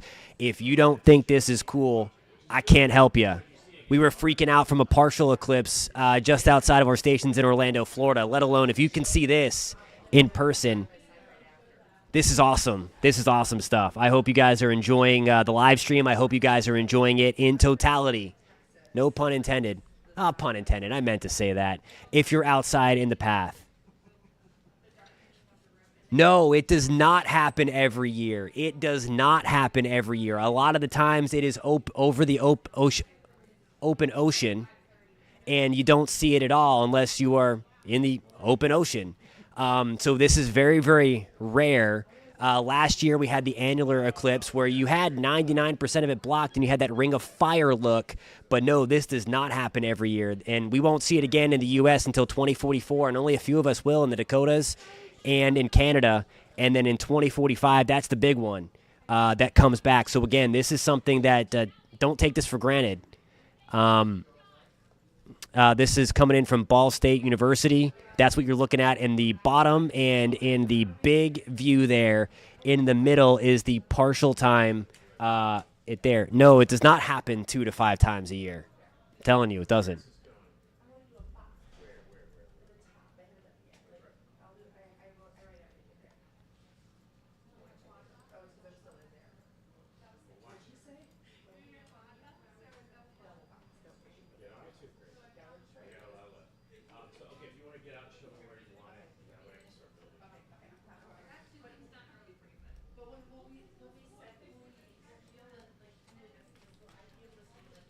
Thanks, Bill. Thanks for hanging out with us. I appreciate you.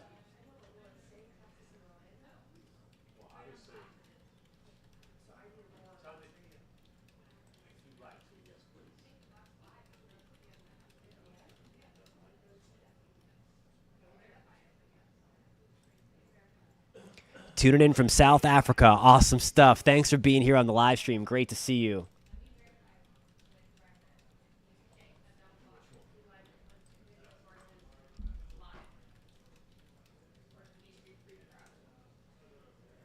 No, do not look at this eclipse with just regular sunglasses. You will damage your eyes. Yeah, that's a no-no for sure.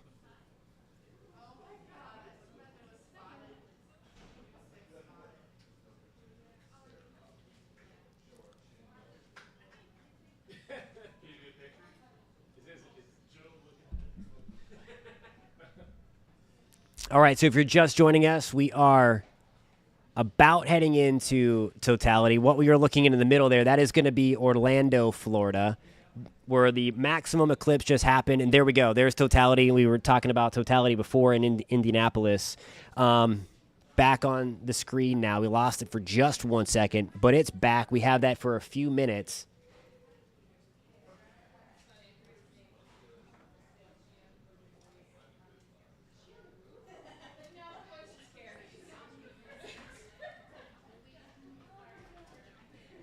And then let me get you another source, too. We also have...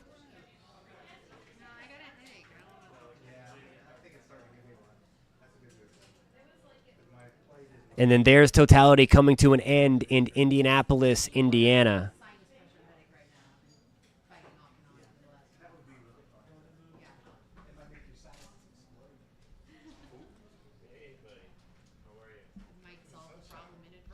Mini Mo, I'm talking about in one location, my friend. I'm talking about in one location. And there are also several different types of solar eclipses. There's partial, there's annular, there's total. We're talking about the total. So those do not happen 2 to 5 times a year.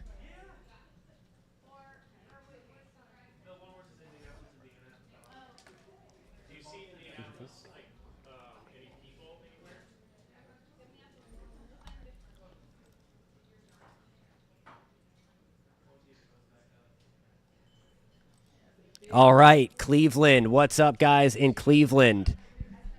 Cleveland has joined the party. We are pushing totality in Cleveland, Ohio.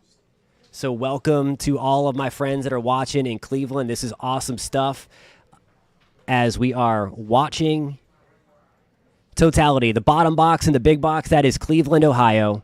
And the middle box is Orlando, Florida.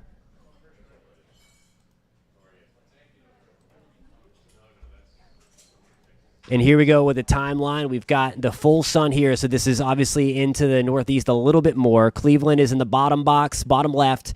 And then Orlando, Florida is in the right, where we've already had our maximum eclipse come through.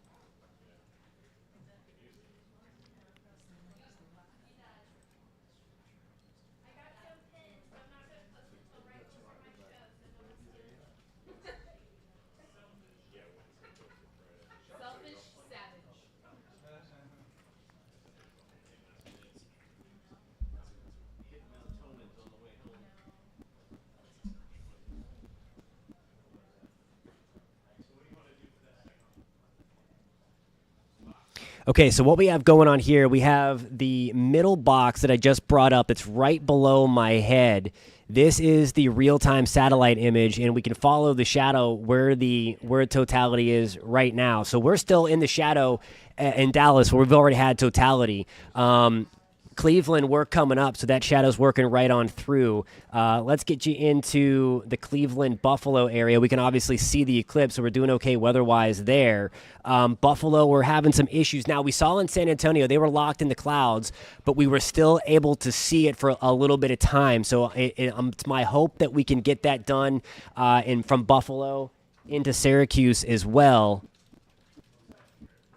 And then here's the slam dunk for my friends that are watching in Vermont, parts of upstate New York. We talked about this 2 weeks ago now on this channel, that we were going to have the best viewing because we were going to mix totality with clear skies.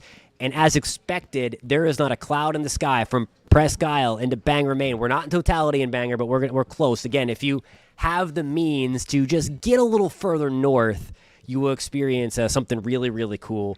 And then up in Berlin, New Hampshire, we're looking great.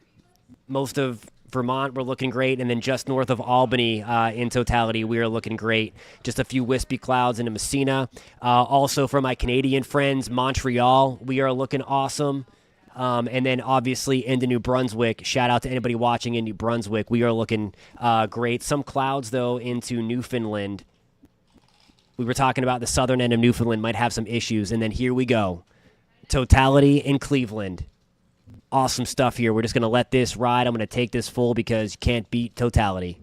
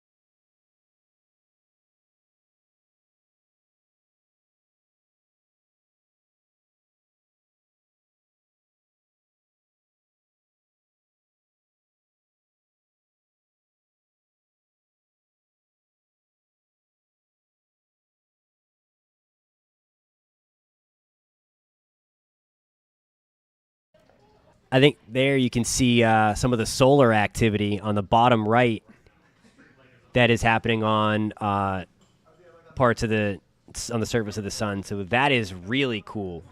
So those in Cleveland are winning this. This has been the coolest shot we've had so far all day.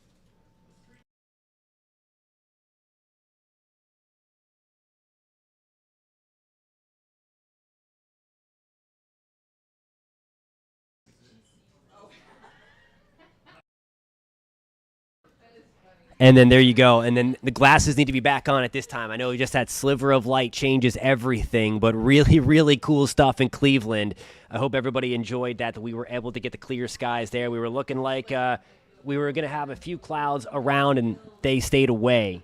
We were talking about Cleveland was going to be a good spot, though, to see the eclipse over the past couple of weeks. So great stuff. Great stuff.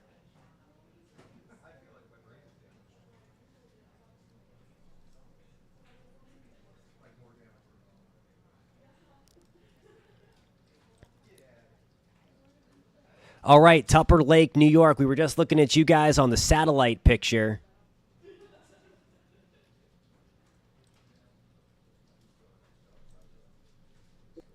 So on the right there is the eclipse from Tupper Lake. And in the middle there, you can see, I think this is so cool. I keep on saying this. But as we wait for totality in Tupper Lake, I'm going to bring the satellite full because you can really see it. And I can zoom this map out a little bit further. And you can see that little black thing work its way from Mexico all the way now into the central part of the country. That is the moon's shadow moving across the United States, moving across Mexico, and eventually moving into Canada. And you can see here the difference between the partial and the actual total. You can see how it gets kind of dark up in here, but it gets really dark around here. So again, that's the difference. That's that umbra and penumbra. The umbra is the full shadow where you get totality, and then the penumbra is the outer shadow there where you get the partial eclipse. So really, really great stuff from a satellite perspective as well. So the satellite's going to be right there in the middle. I'll zoom back in. And it's my hope, if anybody's tuning in from New York, post that in the comments for me. And let's just see how we're doing with the clouds. Looks like we're getting a little bit of clearing. But again, I really can't tell now because this is the visible satellite. You need the sun. And then what do we have happening? No sun. Because it's being eclipsed right now by the moon. So this is great, great stuff.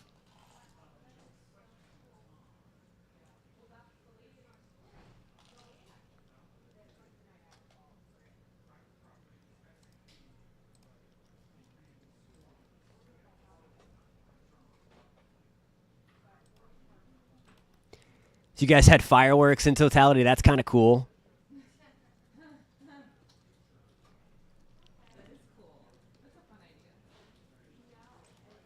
April says she loves science. I'm with you. This is great stuff. And we're getting lucky across. Look at this. Clouds broke up in Virginia just to catch it.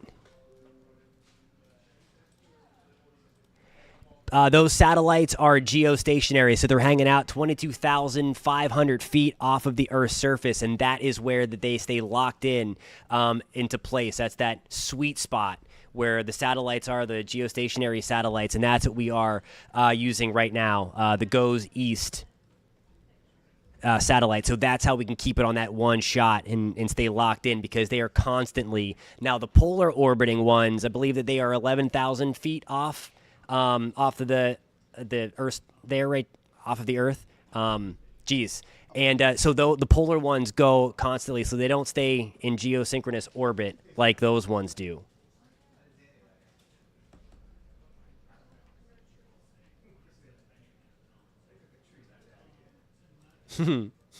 She says completely dark in Melbourne, Australia. Yeah, not from the eclipse. That's a good one. I thought it was funny.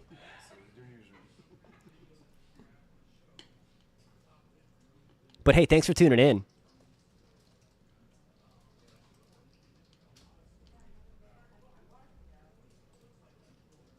Debbie, do you have clear skies in Erie? How are things doing in Erie? We have a couple of clouds around, but you see them kind of erode. And that's what we were talking about. That right before totality or gradually through as we get in there, you start to see those puffy cumulus clouds start to wind down because we're losing the solar heating. And those kind of clouds need the solar heating to be there. These thicker ones, though, off of Lake Erie and Lake Ontario always give us problems. It's part of a bigger storm system, though. So my friends in Minnesota, we're missing out on it. You see all the clouds there. And the front is keeping clouds around through part of the east. My terrible line drawing there. But we are nearing totality in Tupper Lake, New York. Jason's checking in from New Zealand. What's going on, man? Spencer says, for me, it's stuck in the diamond ring stage and was supposed to be covered at 319. Awesome. Enough for the clouds to break up in Franklin County, Virginia. Good stuff. And we are closing in on totality here in Tupper Lake. You see the moon's shadow on the satellite picture in that middle box there.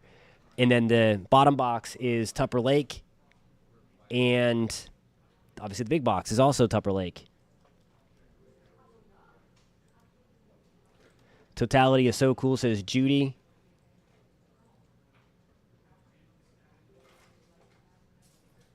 Checking in from Ghana. Awesome. Welcome to the live feed.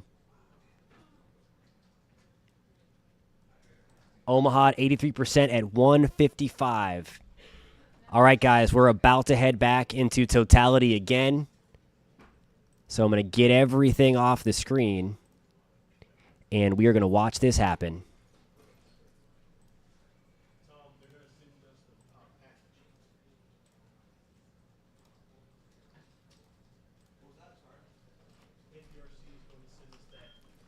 And there we go. So now we have the darkness, and you'll see something come up.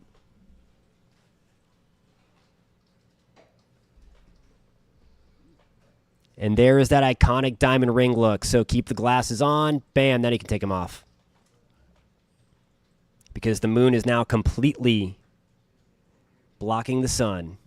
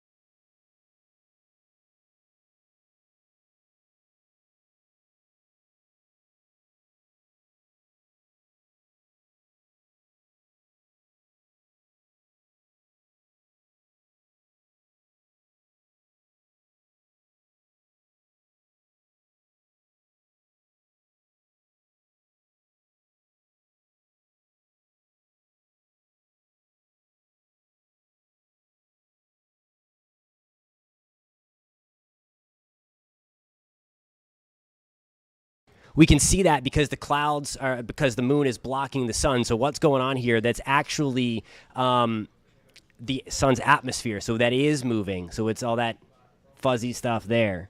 It looks fuzzy anyway.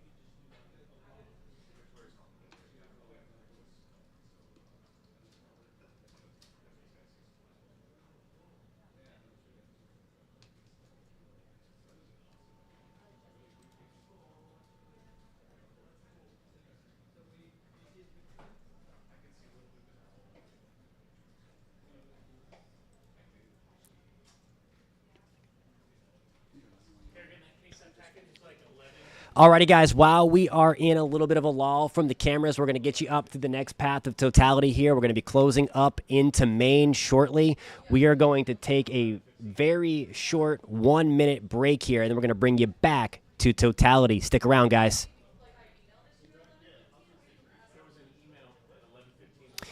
All right, and if you're hanging out with us still on the YouTube stream, we are in Holton, Maine right now. We are coming up, and we are coming up on totality in Maine. So this is really, really cool stuff as we are watching almost the eclipse come to an end in the United States. We still have Maine to go, really the end of New Hampshire into Maine, and then eventually into Canada. So we're going to stay with it here through the as it exits Canada. So we're going to be on for just a little while longer, probably another hour, give or take. Yeah, so Carol mentions that it's the normal brightness in Kentucky. The real time, the only time you're getting totality is, or getting the real darkness is when you are in totality. Alrighty, guys, want to welcome back our viewers on clickorlando.com and News 6 Plus. We're also coming at you live on the Just Weather YouTube channel and on WKMG Click Orlando on YouTube. Thank you guys a ton for being here.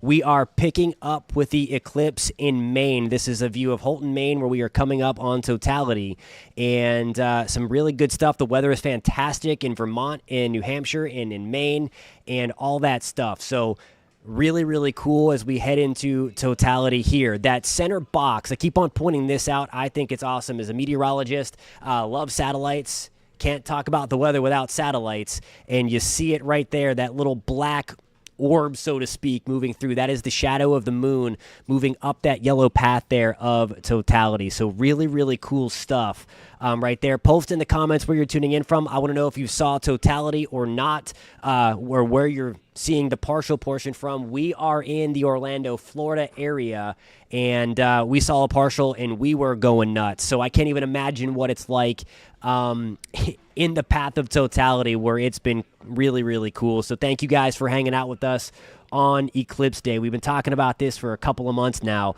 and it's finally here. So thanks for hanging out with us, watching this. I don't want to say once in a lifetime chance, because it does happen. You just have to travel to get there, because the path of totality sometimes, and really most of the time, is just about 100 to 150 miles wide. So it's not going to come at you all the time.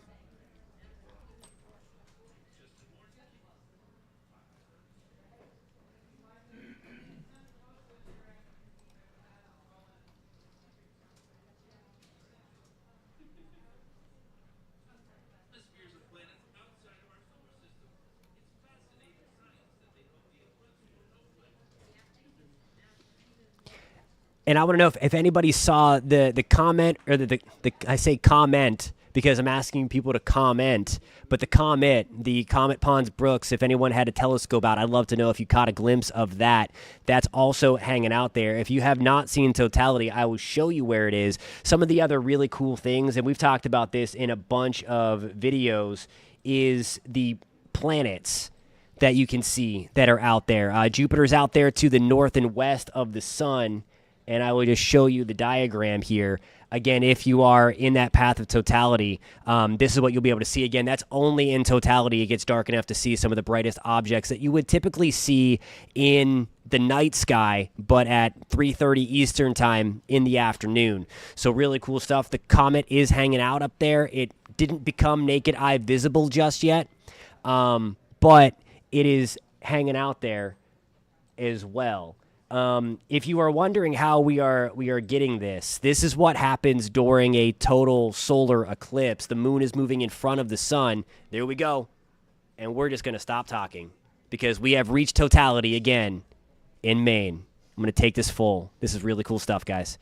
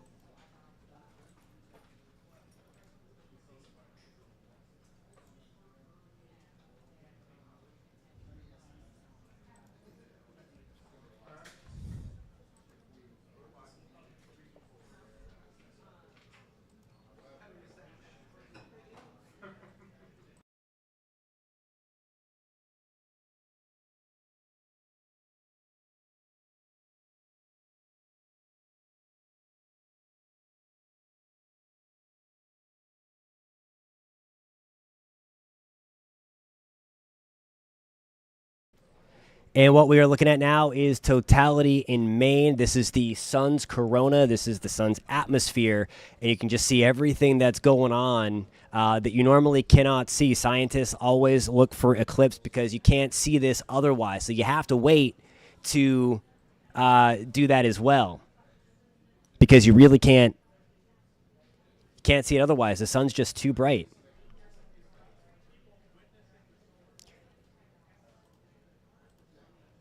Sherry said that she was looking for the Devil Comet, saw a planet. Really cool stuff. Either way, love that.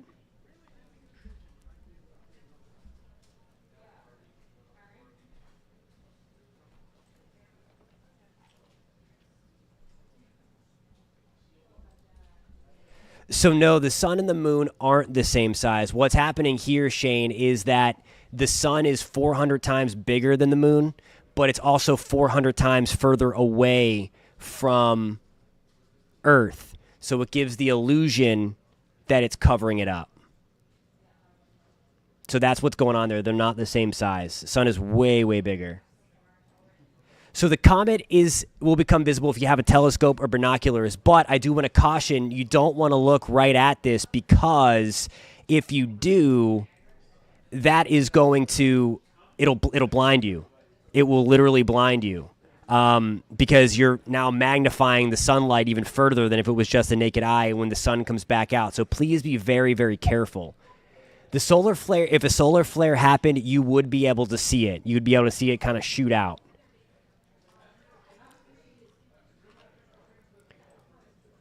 Ruth says a lot of dogs barking in the neighborhood. Yeah, that's the other thing, too, is the animals go nuts. Birds go nuts. Insects go nuts. They think it's turning into the evening, and then they are like, what's going on? Where the sun came back?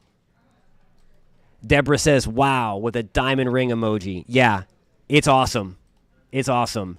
Kitty is asking, what is the white part around the sun? That is the sun's atmosphere. So that's what we call the corona. And you can't see this on any given day because the sun's too bright. So the moon helps us out and helps scientists study this. And the diamond ring is coming back. Look at this shot of light here. And there we go. Totality is over, so glasses need to be back on. Spencer, I'm not sure what you mean stuck in the diamond ring phase. Because it wouldn't be stuck in the diamond ring phase. What do you mean? Do you mean about like in the planets in the night sky? Because those will be there. You just have to know where to look. What's going on, Garcia in Jamaica? Thanks for tuning in.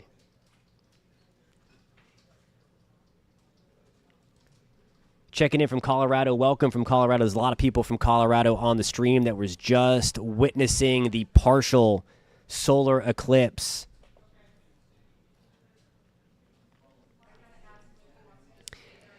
So the sun can blind you because the rays are so bright. Now, what the deal is, like in this stage right here, this is a really good spot to talk about it. You may not think that you are getting hurt by that little bit of light coming in, but in reality you are. What the moon is doing, it's blocking out a lot of the light, but you may not get that pinch as much because the moon is blocking a lot of it, but that is enough light to damage your eyes. So we got another question. How is it magnifying the sunlight? It's just, okay, so it's just like, you know how in Toy Story, whenever Sid is using the magnifying glass to burn Woody, that's exactly what would happen to your eyes. So if you have any kind of binoculars there, any kind of lens that brings in the light like that, you'll literally fry your eye off. So that is why that's what would happen. Awesome. Thanks, guys. And if you are enjoying this stream and love talking about the weather and science and stuff, hit that subscribe button for me. It's been awesome to meet all the new subscribers on the Just Weather and the Click Orlando YouTube channels if you are watching us from there. So do me a favor, hit that thumbs up button as well if you're finding this helpful, if you are finding this informative. We'd love that. And if you want to hang out with us even more beyond the eclipse, we'd love that too as we get into severe weather season, especially hurricane season coming up. We got you covered with a lot of science and a lot of meteorology and none of that other garbage that's out there on social media. So hit that subscribe button for me.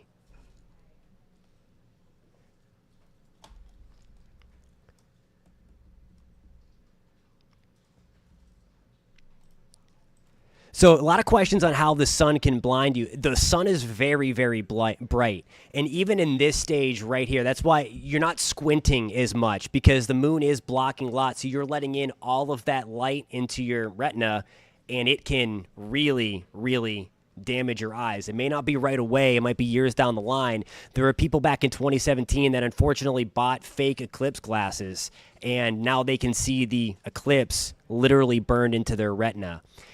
So that is something that you need to be paying attention to, and really need to do it.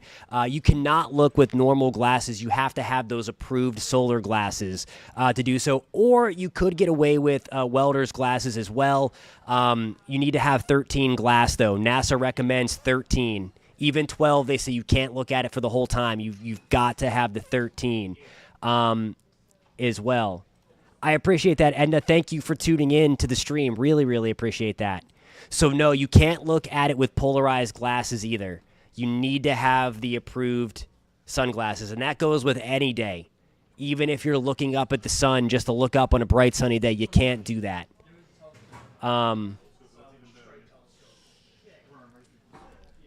Carol says Kentucky had a wonderful view. Awesome. Great to hear that. Thanks, Ruth. I hope you hang out with us more. It's great to see you on the stream. Because it is moving. It's moving, but it's moving super, super slow from our perspective anyway. In reality, that shadow is moving at about 15,000 miles an hour. So it's crazy. That's how we were able to get it from the west coast of Mexico and exit out of Canada in about 2 hours' time. So it's really cool.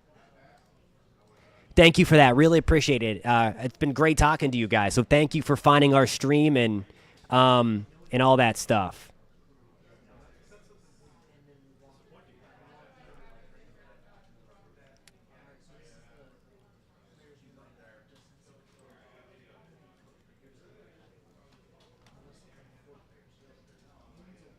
So let's see where we stand. I'm going to put that visible satellite. And we are back into Dallas, Texas. Of course, we saw totality in Dallas, and now this is kind of the tail end of it.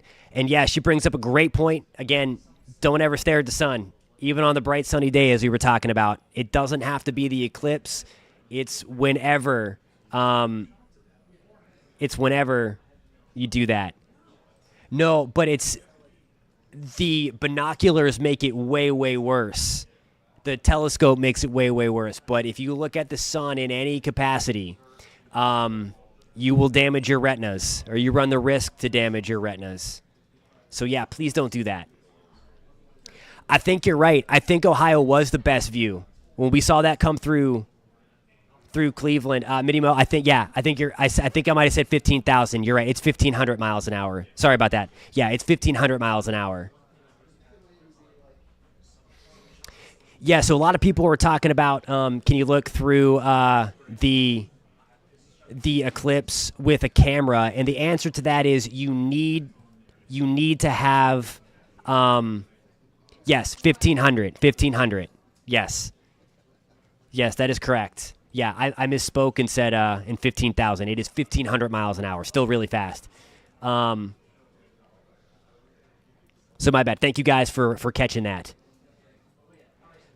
So we were talking about the cameras and stuff, and people were asking about if you can see it through a camera or phone. Yes, but you need to have some kind of solar filter for those to be able to see it. It can damage the instrument as well.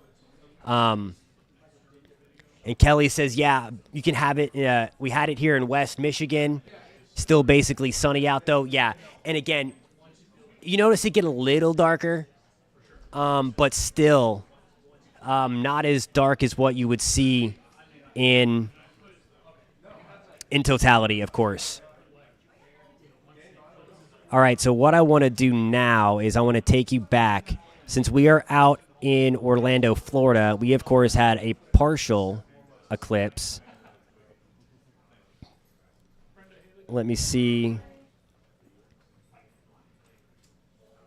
So now I have everything the same thing. I'm just working on switching some of the streams because I wanted to get you back to sunny Orlando, Florida. Bear with me for 1 second. RM13. That is what it looks like in Orlando, Florida. And let me change some of these sources as we speak.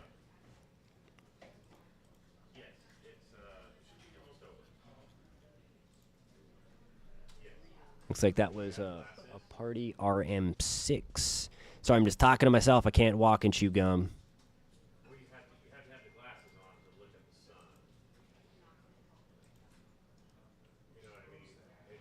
All right, so there we go. The quad box is here. So now we have Carbondale, Illinois on the bottom. We have Burlington, Vermont in the middle, and then we have Orlando, Florida on the right. So totality has now come to an end for the United States. It is now working into Canada.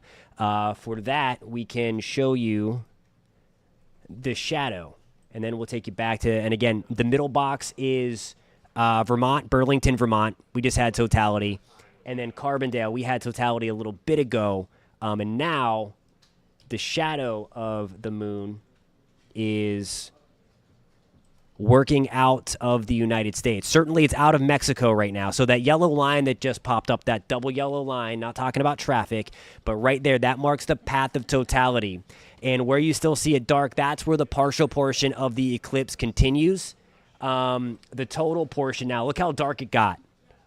So for my friends in Newfoundland, or in New Brunswick, sorry, and then parts of Halifax, Nova Scotia, and into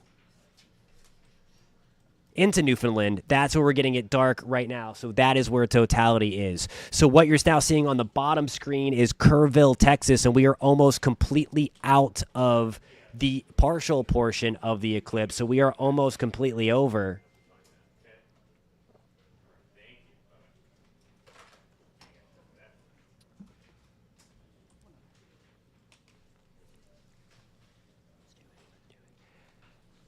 All right, guys, we are going to take a short 2-minute break, and then we'll get back to some of the questions. So post those questions in the comments if you're watching on the YouTube stream, if you're watching on clickorlando.com and on News 6 Plus. We are going to be back in 2 short minutes. Stick around, guys. This has been fun.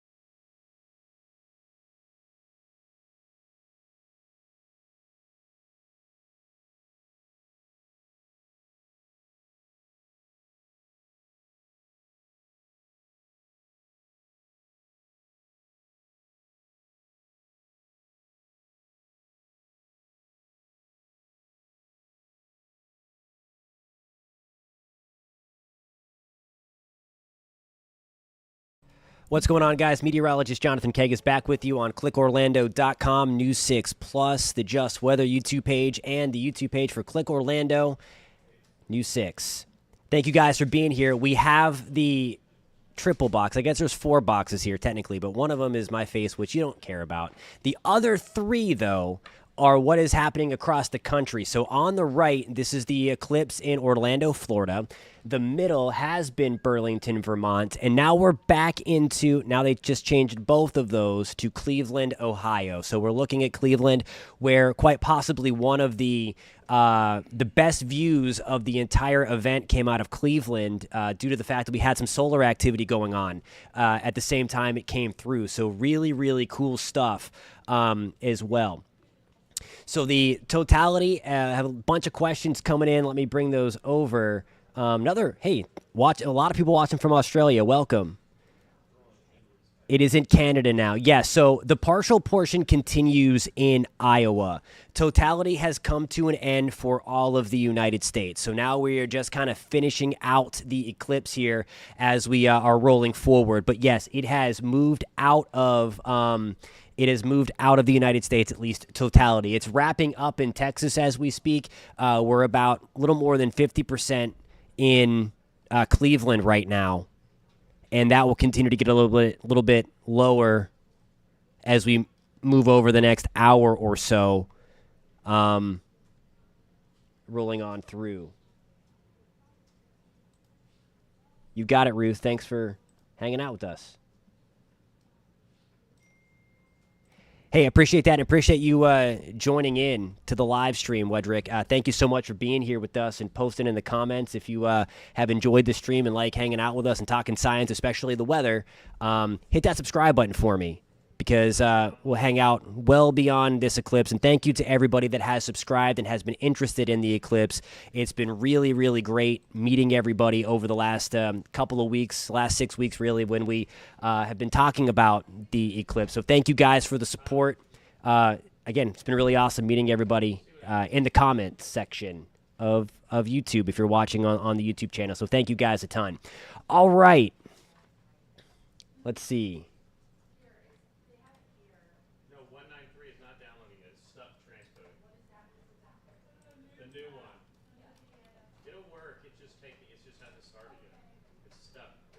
Still kind of dim in Leesburg. Are you in Leesburg, Virginia, or Leesburg, Florida? No, two. No, the moon definitely moved in front of the sun there. I showed it live. It's a thing.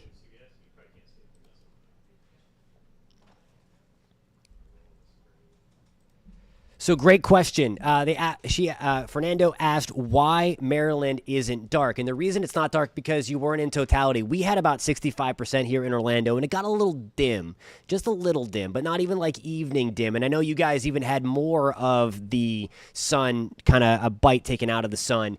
You really need to be in totality because that's how much sunlight really gets through. Even with 90% of the sun blocked, you need to have the full disk blocked out. So that's why you didn't do it. You have to be in totality. You have to be in totality to get the full effect and to get the darkness. You got it. Thank you for being here, Laverne. Really appreciate it. I went to school at Penn State for meteorology. There's a lot of math involved. So if you aren't a big fan of math, that's the biggest thing. There is a lot of math, calculus, and physics, all that stuff in meteorology, believe it or not. So there's a lot of that stuff that you have to go. So I would say it was a little hard, for sure. But if you're good at math, then you can get through. Hey, in Sweden, what's up, Lucy? Thanks for joining the broadcast all the way in Sweden. Glad you thought it was cool. 2 minutes is not enough for a bathroom break. That is my most common question on the live streams. I did not take a bathroom break, just a drink of water. Or a drink of ginger ale, actually. Sugar-free, so I don't get too amped up. Because I've been a little too amped up from the science that's going on right now. Maybe I did have sugar. All right, so someone is asking about the Devil Comet thing, and that's just the nickname. Don't worry, the world is not going to come to an end. It's called the Devil Comet because it emits different gases out. It emits gas in a weird way, so it looks like devil horns or like the Millennium Falcon. That's like the better way to describe it. It kind of looks like that. It was not visible to the naked eye. If anybody on here happened to capture it by way of the telescope, post that in the comments. I would love to know if you captured it. It's out there. It was hanging out around Jupiter. So if you were in totality, you saw Jupiter kind of to the upper and to the left of the sun. So that's where you would have seen it next to totality. Only in totality. Hey, Cowboy 24679. Thank you so much for joining from Austin. Really appreciate that. Thanks for being here.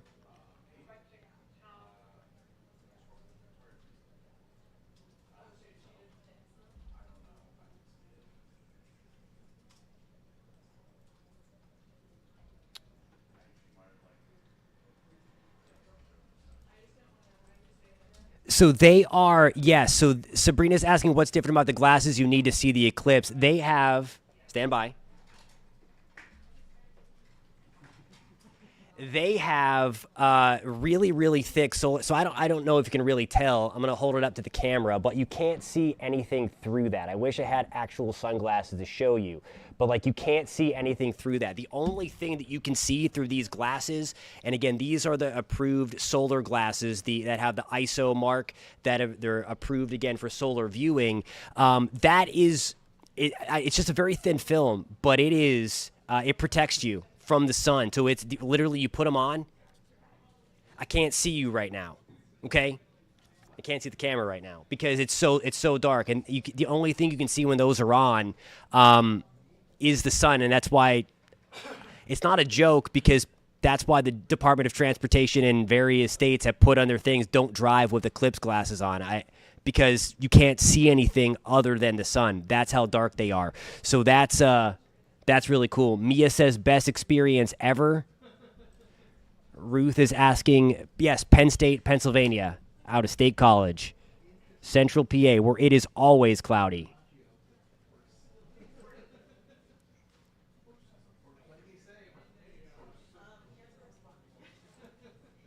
D says, shout out to Brooklyn. She's 6 years old. Thanks, Brooklyn, for watching the stream. Hope you got a lot out of it. Marlene says, getting brighter out in Canada, got quite dim. Good stuff. Really cool stuff. There's nothing better than science.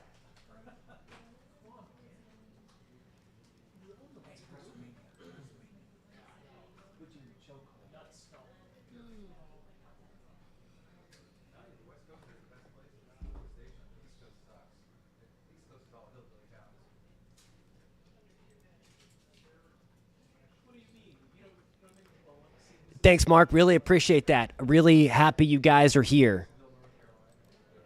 Thanks for watching. James doesn't know I'm taking this, but there he is looking up at the sun with his approved solar glasses. So James is going to come after me once he realizes that I just took that live. That is our reporter. But I could not resist. He is doing it the right way.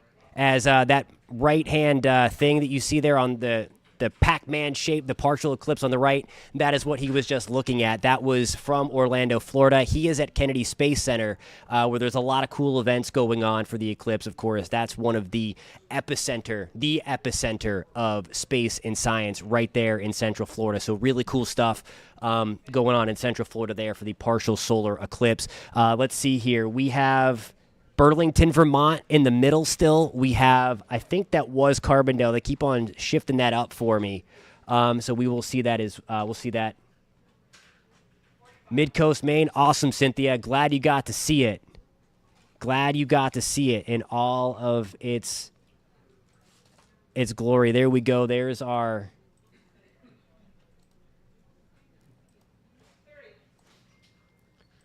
box. There's, of course, the path of totality in the bottom left. Cleveland, Ohio on the right. There's our reporter, James Sparvero, once again, looking up at the sun with the way that you need to, with those approved solar glasses. So he's seeing that picture on the bottom right there, that is what he is seeing through his eyes. That is our cameraman outside of our station. Thank you, Darren, for these awesome shots all day as we've watched the partial eclipse in Orlando, Florida. James is, of course, at Kennedy Space Center, right there at the NASA headquarters. So great stuff. All right, so in the center part of your screen is Burlington, Vermont. On the right is Orlando, Florida. Let me try to give you some different views.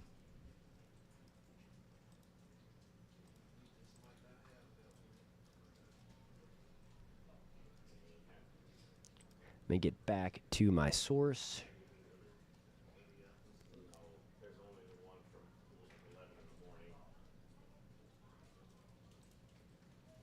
Okay, so while we're seeing if they put anything back into that feed on the bottom left, let me change that up. We'll get that path, which again, that's really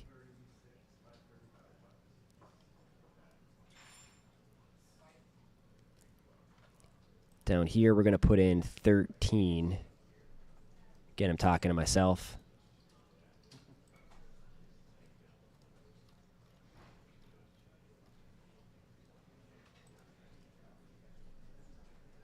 And then there is the eclipse path. Again, we're basically out of the time to arrival anyway.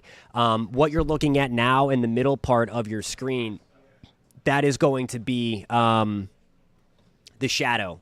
So this is one of the coolest parts. And if you're just joining the broadcast, I was showing this a little bit earlier, but what you're seeing on the screen right smack dab in the middle, hey, Blickett, thanks so much for being here. Enjoy the rest of your day.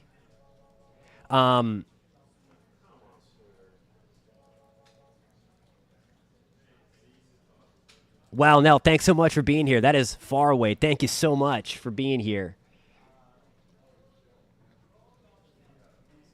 The question is, why isn't New Jersey dark? Because you guys weren't in totality. That is why. You need to be in totality to be dark. That's the biggest thing here. And James got a shout out as he is watching the total solar eclipse, the partial portion for Central Florida, on. So I'll let him know you gave him a shout out.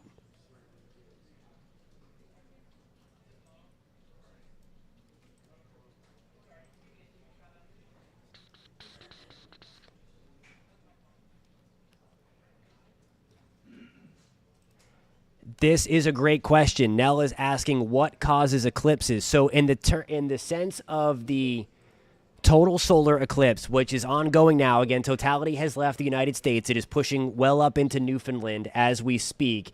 But this is what causes it. Let me get to my graphic here. And we don't have eclipses every single time we have a full moon because the moon is on that tilted plane. So you see right here that green line, how it's tilted just a little bit. That is the moon's orbit around the Earth.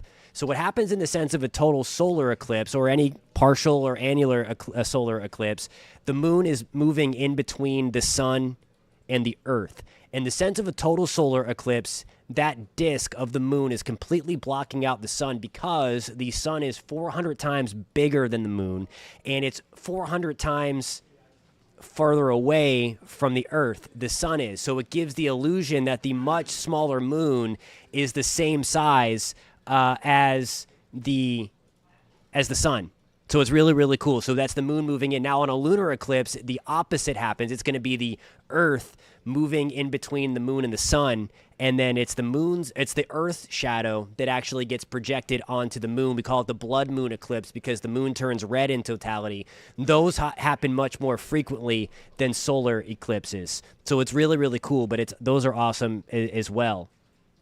So we talked about the West Coast earlier. We were showing views from San Diego in California. The eclipse is just about over for you guys in California. Here's the deal for California. We saw about a 40%, depending upon what part of California you're in. If you're in Southern California, of course, really big state, that's where we had about 60% of the moon or the sun being blocked by the moon.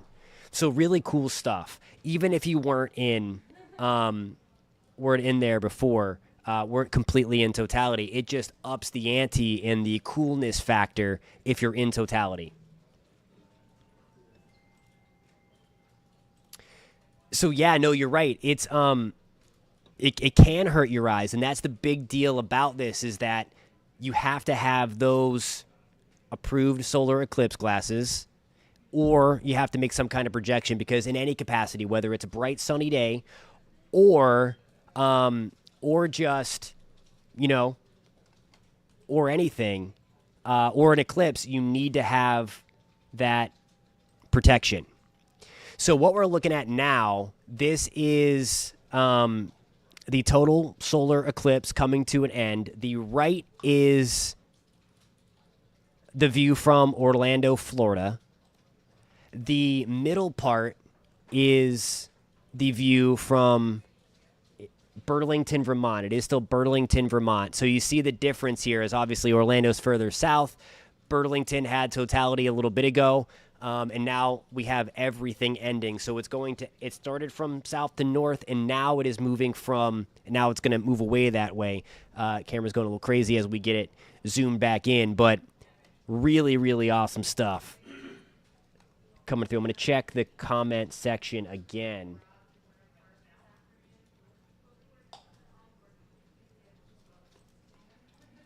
And again, while we're waiting for some extra views here, post in the comments where you're tuning in from. If you want to hang out with us more often, some cool weather content, hit that subscribe button for me if you're watching on YouTube. Would love to have you on board. If not, give me a thumbs up anyway. It really helps us out a lot. It pushes out the stream a little bit more so more people can see it. If you are just joining us, welcome, by the way. We're streaming on clickorlando.com, New 6 Plus, the New 6 app, and, of course, on YouTube. So thank you guys for being here and hanging out with us. Since about 1 o'clock, we jumped on here as we saw totality for the first time come up in Mexico on the West Coast and then eventually go through the United States. Totality is over just about everywhere. At least in North America. The eclipse continues, though. The partial portion of the eclipse continues. On your right is a view from Orlando, Florida. And in the middle there, right smack below my head, that is a view from Burlington, Vermont, as the moon's shadow continues to work its way up and out of the United States. So really cool stuff here as we continue to watch the 2024 solar eclipse. Now, we talked about this before, that in 2045, if you're watching from the Central Florida area or maybe visiting or eventually going to visit, I know that it is 21 years away, but we get all of that in Central Florida right here where we are streaming live from. We get all of that, what you just saw. I'll show you that path of totality. It is really, really awesome. That's where we go in 2045. It comes in Northern California, and you're not seeing it because I didn't change my source. My bad. Hang on 1 second. Let me get back to the right thing. There we go. It comes right in through Northern California, right on through North Texas, Oklahoma, into Colorado, into Nevada, through Florida. And this eclipse, we talked about this before, the 2045 one blows this one out of the water in terms of time spent in totality. You get a full minute and a half to even 2 minutes in some cases. And the one coming up in Spain more recently than 21 years away is also much longer. I think that's also over 6 minutes of totality. But for those watching in Central Florida, I mean, look at this. If you're in the center of the center, so totality here in 2045 runs from about Bunnell to Sarasota and then right on into Miami. If you're right around Kissimmee or Poinciana, that's where you get totality for more than 6 minutes. If you're planning a trip to Disney in 21 years, you're going to get totality for about 5 hours and 50 minutes. So it's really, really cool. But we have to wait 21 years. That's the thing. So again, they don't happen every day, and that is why it is so cool. This is what it looks like in Orlando right now as the partial eclipse comes to an end, or at least starts. It's starting to come to an end anyway. So Family Lang says, you're in Pennsylvania. It just happened. Good stuff. John got a small amount of darkness on the Click Orlando channel.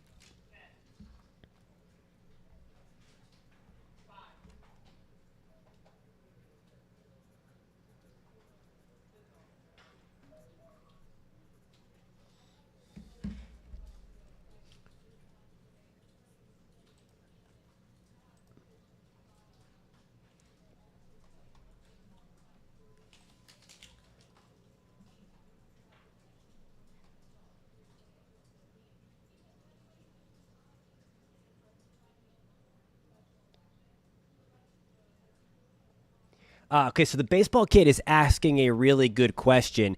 That is because, and I'll bring back this diagram, he's asking why it didn't get totally dark in New Jersey. Well, we weren't in totality. Let me switch back my sources here and go back to the weather computer, and I'll show you why. So we have two shadows. We have a really confined shadow. That's the umbra of the moon, and then we have the penumbra. So most of the United States, most of Mexico, and most of Canada were in the outer shadow. Okay, so that's the partial portion of the eclipse. There's the select few, though, that at about 115 miles wide, give or take, from the west coast of Mexico, right on through the United States, and then eventually into Canada. This area, that's what saw totality in that kind of dark shaded area that says path of the total eclipse. So in New Jersey, we saw about 90%. If you were in Virginia or North Carolina, you saw about 80%. So that was the difference between literally night and day. Even if you were 99%, if you were not in totality, there's enough sunlight coming through that little sliver to keep things light. It's certainly a little darker, but it's nothing like what we were able to bring you earlier in the live stream, where we did have totality go over San Antonio and it went dark. And that's where the animals start acting crazy and all that other stuff, because they are super confused. So that is why 80%, even 99% doesn't cut it. And we were talking about in those videos that if you were close to the path of totality, just get there. Like the south side of San Antonio was not. So if you had family living on the south side of San Antonio that didn't go north of the city, you missed it. It's crazy, but that's what happens. It's literally the difference between night and day. So that is a really good question. Let's get back to the satellite. Let's track where this thing is. Notice how much darker it is in Canada right now. Let me refresh this and bring up the latest view here of the satellite. This is over the last hour, and notice how we can start to see the clouds again. Because we have the visible back. We have the brightness back. The visible satellite, you need to have the sunshine to see it, and the sun was blocked by the moon for a little bit of time. That is why it's now dark up here, because it's like night, and we're brightening things back up over here. We've got all of it back now. The eclipse is completely over in Mexico. It is still raging up here, though. And you can see, let's see, where we lose the light. So now it's over the North Atlantic. Totality is over the North Atlantic, and that's a nice big storm system out there. That totality just kind of went right over. But we're starting to brighten things up again in Pennsylvania, in Ohio, after a really, really good looking eclipse in Cleveland. And then following that out, we will eventually get the sunshine back again. What you're looking at in the middle part of your screen, that is a live view of Burlington, Vermont. And we've been coming out of totality for quite some time now, but there's still that chunk taken out as the moon moves away from the sun. So that's really, really cool stuff. And this is how we're almost completely out of it in Orlando. Let me bring back up that feed. Look at that, just a little bite. And that's kind of, it shows you the perspective from where you are. Again, that's why it was so cool to be able to bring you a bunch of different views at once. across the United States, from Mexico all the way to Canada, and then from Central Florida, and then everywhere in between, to show you again that, okay, we have this little sliver taken out in Orlando as the eclipse is coming to an end, but still a nice big chunk of the sun being taken out by the moon there as it continues to work its way out. So really, really cool stuff, and I'm glad that you guys that were in totality got to see that, and I'm glad that those that were on the stream really got to see it here. So thank you for hanging out with us, and don't forget to hit that subscribe button. Have to get that in there.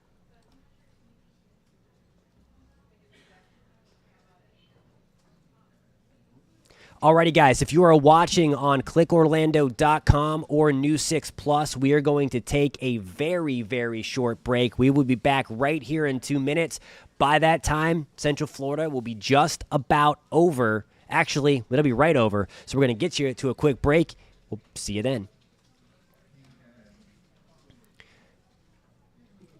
All right, for those that are still hanging out with us on YouTube, on the Click Orlando channel or on the Just Weather channel, thanks for hanging out with us.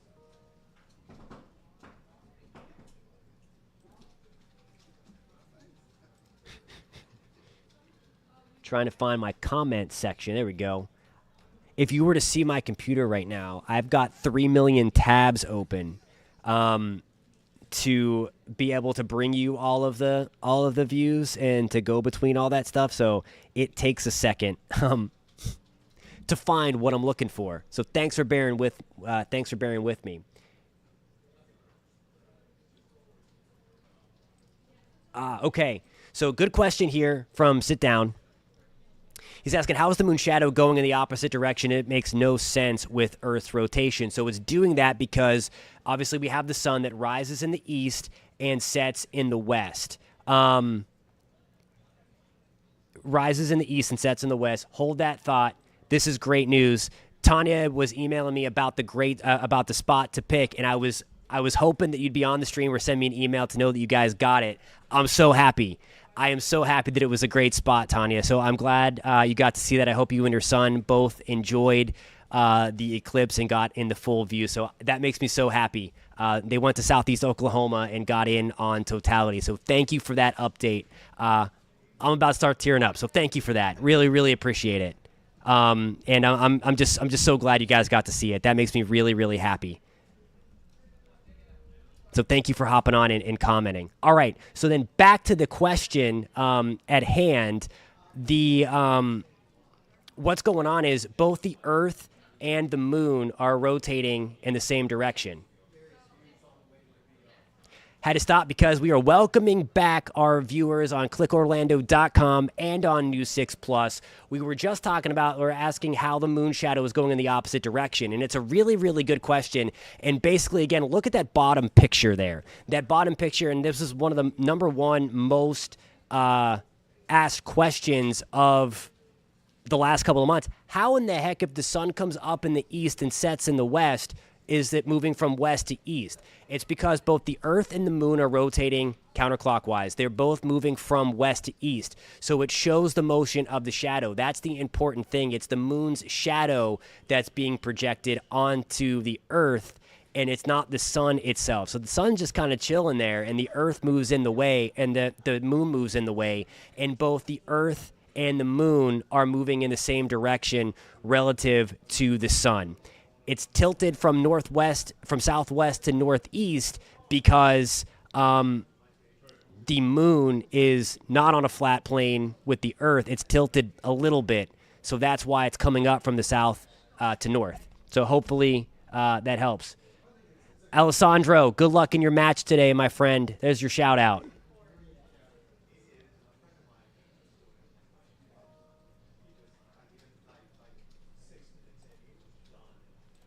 And that's crazy. So we were talking about that. Darlene says we had 90% northern Kentucky, pretty clear skies. Louisville, though, it was cloudy. So that was, just a little bit of different distance, relatively speaking, and it's just crazy.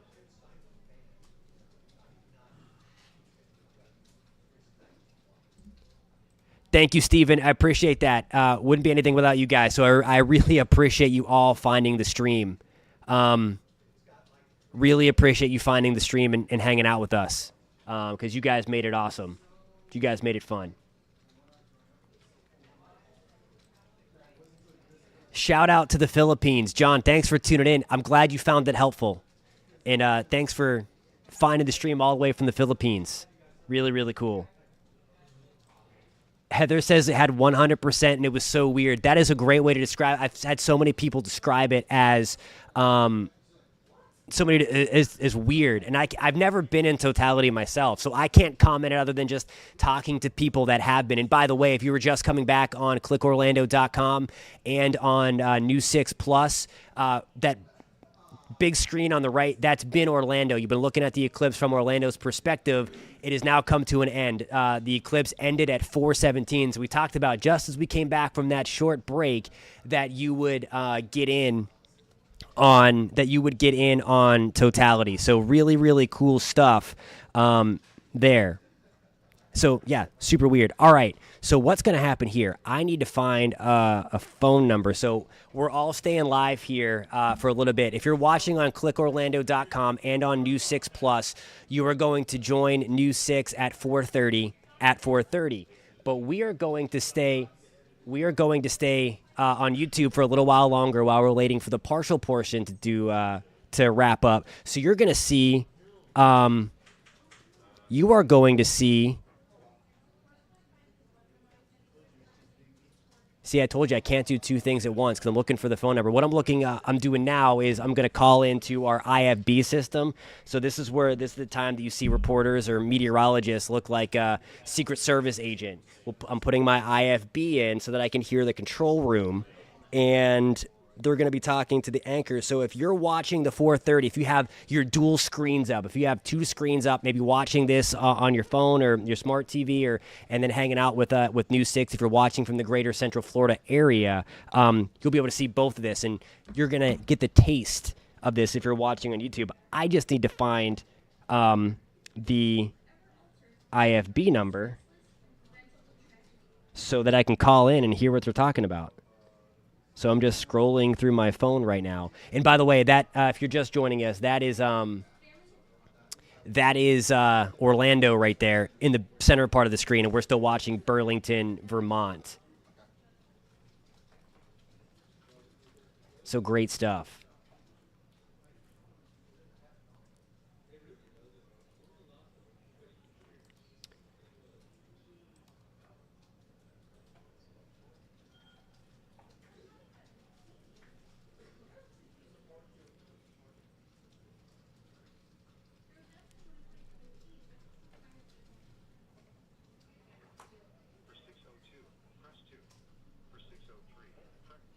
I found the number, if anybody.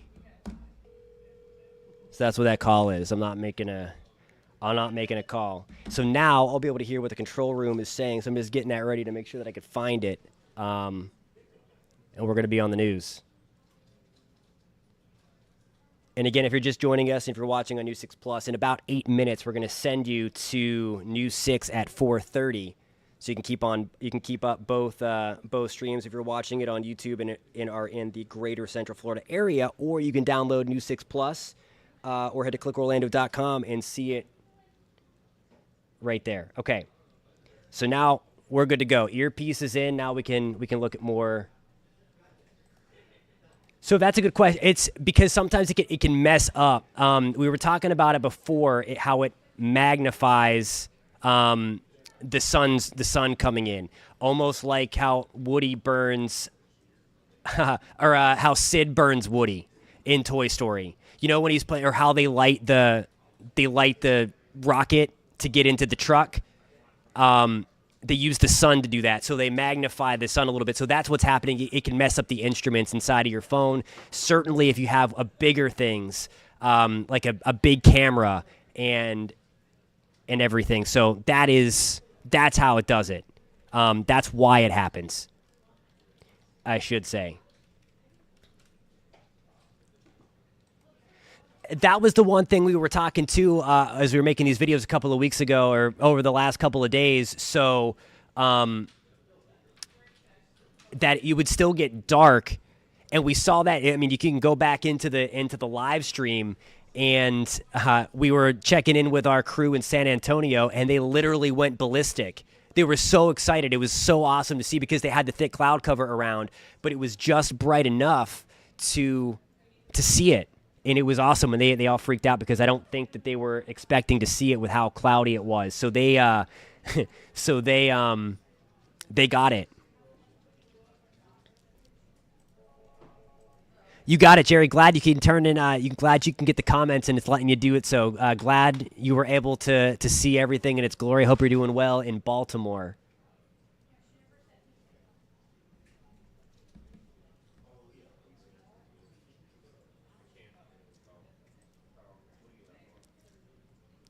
And there you go again from Totality. Tanya says again, and I'm just so happy for you guys. I'm so happy it was worth it. She says the 3-hour drive is it's amazing. Not even the word. And that's what I was hoping to convey over the past couple of weeks, that it is worth it, that this is just so cool to be able to see this. And again, 99% to 100% makes all the difference. It is crazy. So I'm just so happy for everybody in Totality, especially Tanya. We were having a conversation about where to go. So thank you guys for finding the stream and for watching it, and travel back to Texas safely. Please be safe out there.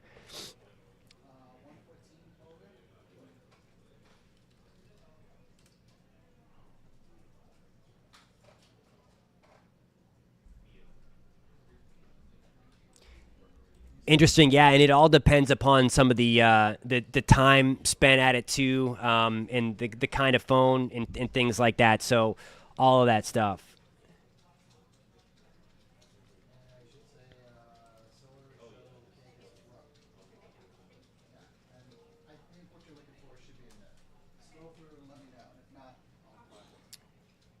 Yeah, so the Eclipse is now the total part of it. I'll zoom it out. This is the other part. Whoops, I have the telestration on. I need to have. Let's zoom this out. So you see where it's dark now? So the Eclipse is all the way, the totality portion of the Eclipse is now over the North Atlantic. And then it's eventually going to come to an end just before it gets to the UK. So there it is, but you can still see it's dark. So the shadow's still hanging on down here. So we've got sunshine back across the south, complete sunshine, and we almost have it. What you're looking at here in that middle, I guess I should point down, right there is Burlington, Vermont. So we're still dealing with at least a part of that anyway.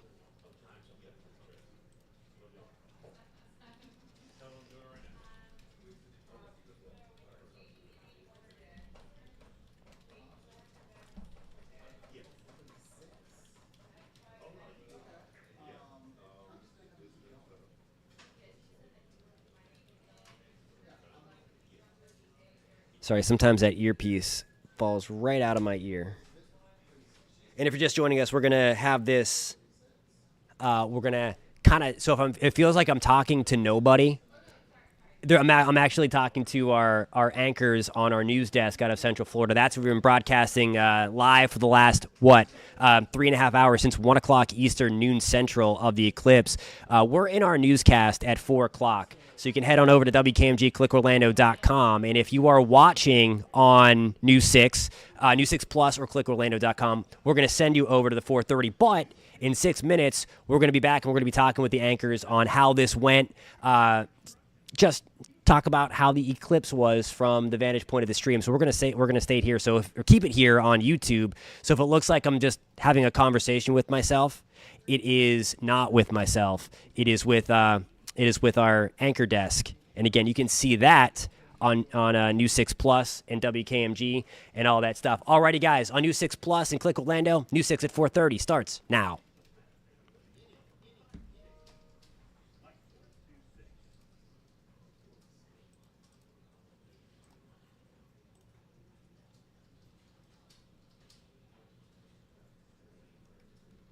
So, Catherine, on the Click Orlando page, my fifth graders want to know why cloudiness prevents you from seeing the eclipse. If they are thick enough clouds, then it's going to block everything out. The good news is a lot of the clouds that were, especially in Florida and across parts of the path to totality, were those wispy clouds.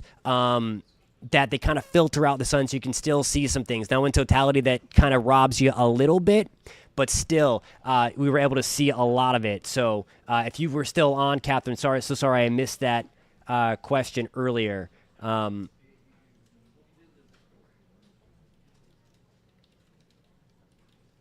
yeah, and Norma, if you're still on the WKMG page, totality lasts for a few minutes because it's not exactly the same size, so that's why it looks like it's just hovering there for a little bit of time. So that would be the answer to that question.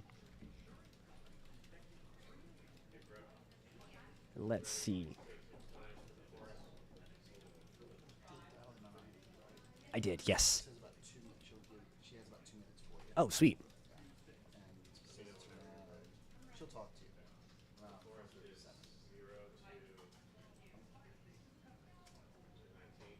So that was the start of the newscast. So that's what we're going to be on in a little bit. We're going to have that Q&A. So I'm just going to keep up Burlington right there. Let me take that.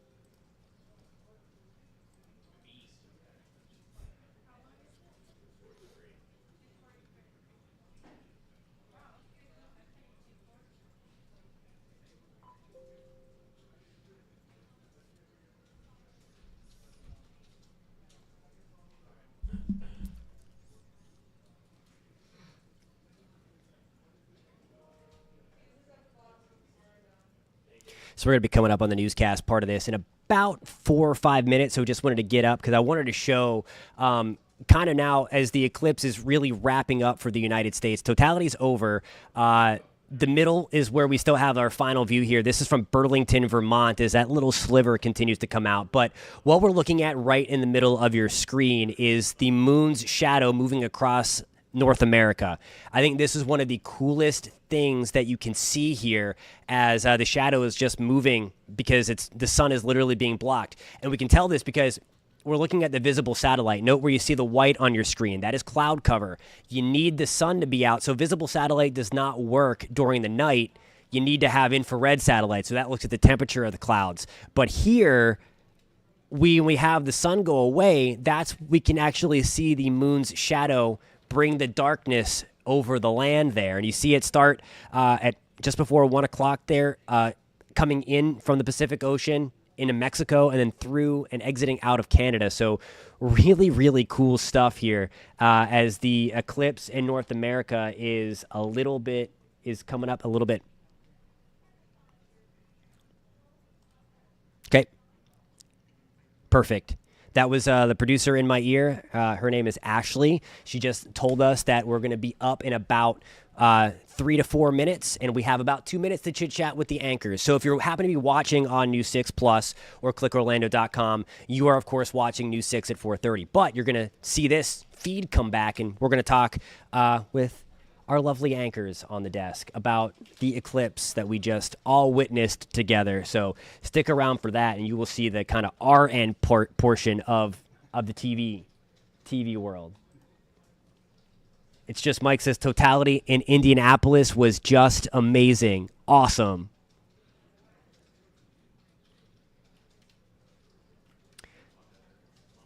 About New Jersey, if you had cloud cover around, that might have been why. But, I mean, if you didn't look up at the sun, then you wouldn't have seen it. I know that kind of seems weird, but you may not know if something was going on otherwise unless you're in totality.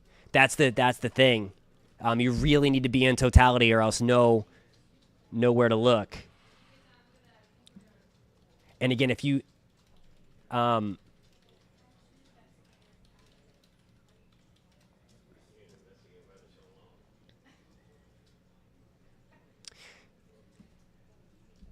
yes, I did say the sun can damage your eyes. It will damage your eyes.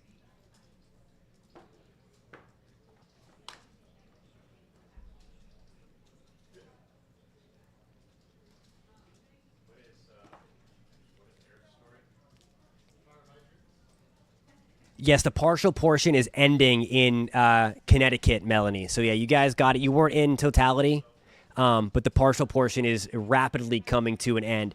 Um, I agree with that, Josie. Tom Searles is the best meteorologist ever.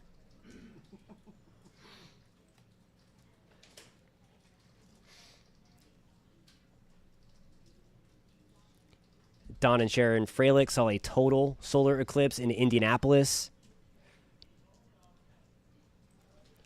That's awesome, Shannon. And she says she saw the partial, but still one of the coolest things. Really need to look at. First eclipse for her. That's awesome. If you just randomly see me stop talking or hear me stop talking, it's because I'm getting ready to do that live hit for the 4:30 newscast. We're out of the Orlando area, bringing you the eclipse live and all that stuff. The baseball kid's asking, did the temperature change during the eclipse? Yes, in totality, it can drop anywhere from 10 to 20 degrees. And then if you're not, just a couple degrees. So it's even if you're in the partial portion, because you're still losing solar heating.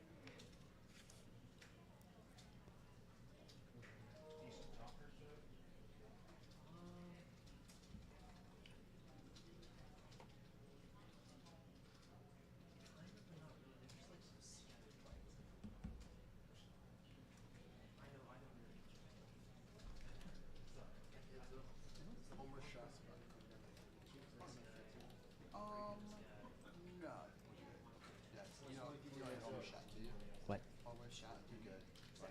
Yeah.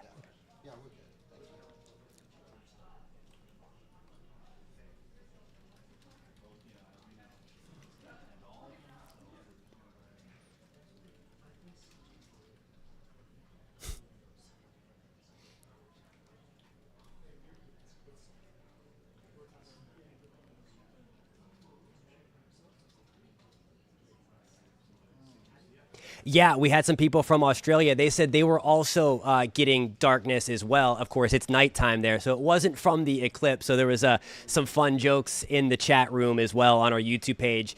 Of course, we were bringing it live to you on News 6 Plus and clickorlando.com. So awesome. It's not a once in a lifetime per se because we saw one in 2017 and we're getting one in 2045. Clickorlando.com for that one. That is coming right into Central Florida, and that's going to be a really cool one. But you see that middle box? I'm jumping all over the place. I'm still amped up, but we are ending the partial portion of the eclipse across North America right here. And we just kind of saw that last little sliver of the sun as the moon moves away from the sun exit out. I want to show you something cool. Of course, I'm a meteorologist, so I love satellites. That's how we can see what's going on with the weather. Look at that middle part of your screen there, and you see that little kind of black area going across your screen? That is actually the moon's shadow from the eclipse. So the moon is moving in front of the sun and then casting a shadow on the earth. That is why there is darkness or partial darkness. If you noticed outside a little bit, it wasn't crazy, and that's what we talked about, that it would dim our skies in Central Florida. But in totality, you get that darkness, and you can kind of see the path there go through those double yellow lines out of Mexico as it moved into Mexico from the Pacific Ocean, and then you see it get really dark.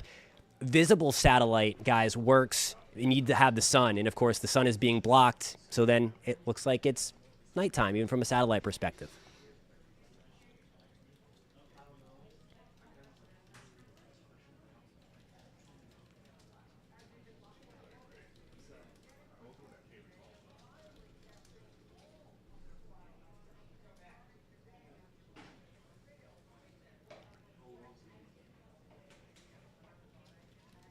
It's so cool. Yeah, I mean, because if you couldn't find the glasses, or if we didn't have time to make one of those DIY viewers, essentially the leaves are doing the same thing. It's acting like that pinhole camera and projecting the eclipse onto the ground, onto the street, onto the sidewalk. So that's another really cool phenomenon. Obviously, totality is the money shot. That's where you want to be. But partial eclipses are still really cool too, whether you're looking up or looking down at those crescents on the ground. So just phenomenal stuff out there as always. Science is awesome. I swear I didn't have too much caffeine.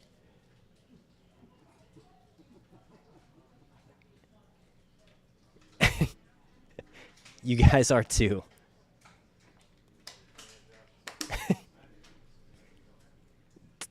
Sounds great. Thanks, you guys.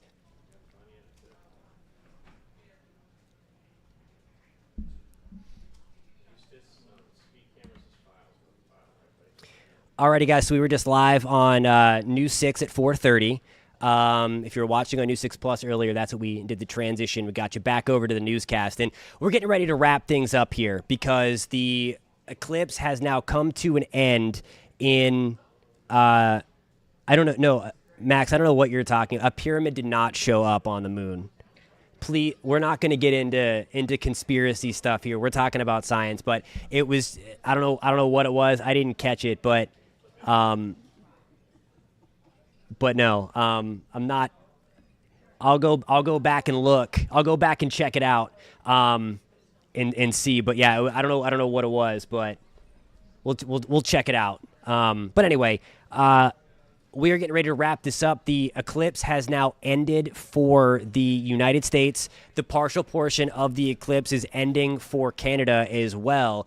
And again, we've been hanging out since just after 1 o'clock, and it's been really, really awesome. If you are watching on WKMG News 6 YouTube page, thank you guys. We're out of Central Florida. If you want to stay updated on the weather in Central Florida, hit that subscribe button.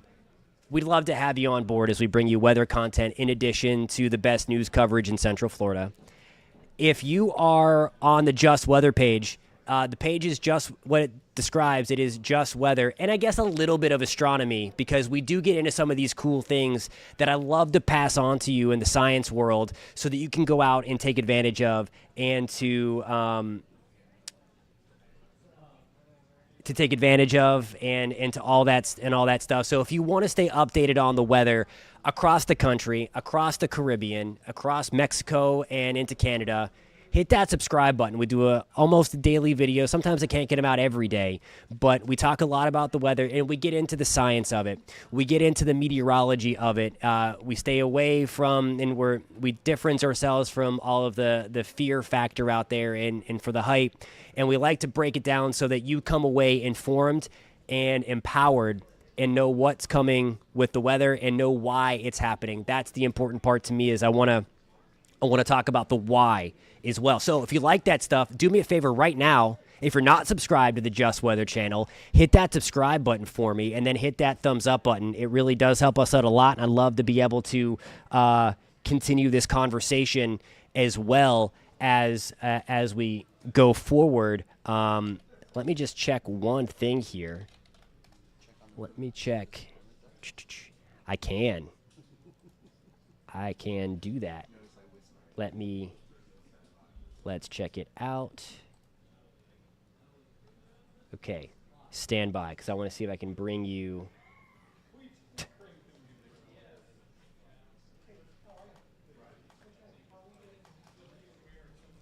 So if I have anybody watching from San Antonio, this is on KSAT Connect. So this was they had totality a little bit ago. So Taylor on from San Antonio on the KSAT Connect platform captured totality at 1:30 through the clouds.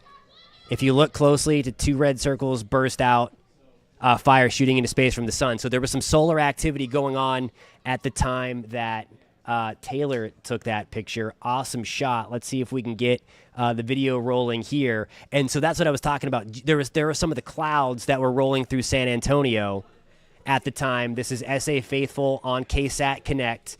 Again, the clouds are there. I wish they wouldn't have been, but we were talking about the cloud cover being an issue. But they were able to see a little bit there. We're going to play this video full here before I let you guys completely go. And while we're waiting, hit that subscribe button for me. Shameless plug again.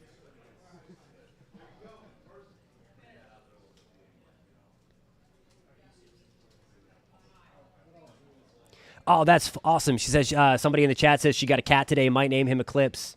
That's awesome. I think that's a great idea. I vote for that. We got a couple of other votes from the people that can hear me around the live stream too. So we're fans of that. That's really cool. Thanks, Max. I appreciate that, my friend. He says he'll review it. I would love to see that because I missed it. We were bouncing around to things. So I'd love to see that. We'll dissect it. So thank you, Max. He's referring to the pyramid. All right, so here we go. Let's see if we can fast forward this. So awesome shot there out of San Antonio. Oh, these guys are ready. Look at this. These guys are ready. Some Texas family fun in San Antonio. That's what I'm talking about. This is a great picture on KSAT Connect. If you are in the San Antonio area, KSAT is going to be your television station of choice. I love this in the backyard watching the solar eclipse. Thank you, Johnny, for that. Oh, look at this. Someone was talking about fireworks in totality. They did it in San Antonio. 1:35 in the darkness. That's kind of cool. That is really awesome. This is, again, KSAT Connect out of San Antonio. Look at that. Look, he's ready for the eclipse. That's Sam Nicole. They look approved to me. That's awesome. Let's see here. There we go. There's the diamond ring through the clouds. Claudine Perez. This is from Natalia High School just outside of San Antonio. There's the diamond ring. Great, great stuff. There we go. And Elisa caught a UFO as well outside of San Antonio in the upper left-hand corner. I wonder what that could be.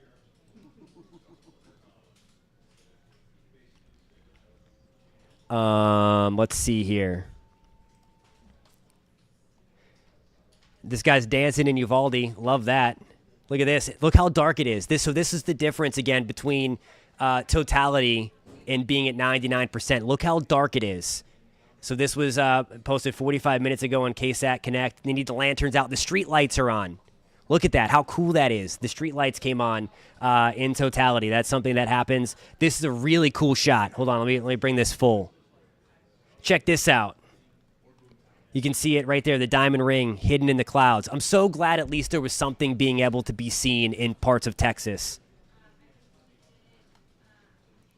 Because I was worried, when we said, especially the satellite showing all the clouds. I'm just so glad there were some breaks. So thank you, Chris Mack, for that. Look at that. Totality in El Indio, Texas. Thank you for that on KSAT Connect. And again, KSAT is your news station in San Antonio if you're in that area.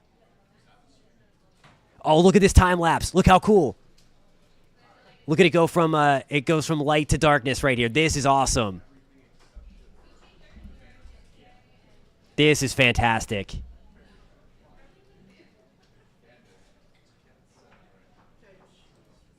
This is great. Wow, that's a great shot. Great time lapse there.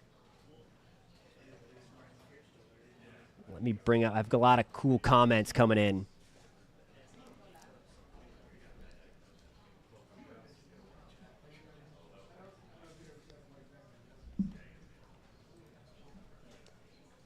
That's great.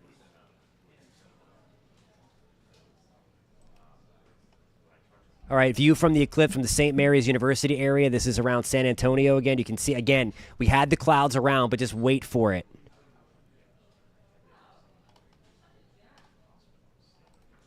So Ferris is bringing up here, but we watch this video. You see totality pop out. Look how much brighter it got right there. So he's saying, talk about how the moon and the sun are the exact right size and distance to make this happen. It's amazing because it has to be just this or else you don't get it. The moon is 400 times smaller than the sun, but the sun is 400 times further away than the moon, than the Earth. So that's where it can give the perception like they're about the same size. So it's amazing. It's amazing. Right, so it's not the exact same size. It's a little. It comes out to be just a little bit bigger. So that is why you had totality for 4 minutes in that case. So yeah, it's not the exact same size, but it's enough to be big enough to block it for a little bit of time. Ferris also mentioned earlier that the clouds make it look kind of cool, and I agree with him. It does kind of make it cool. It helps to filter it out a little bit more, and that is why you can do that.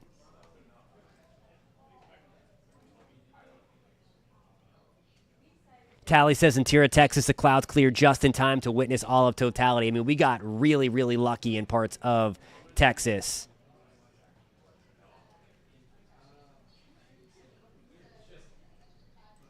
Look at that. They went all out at KSAT.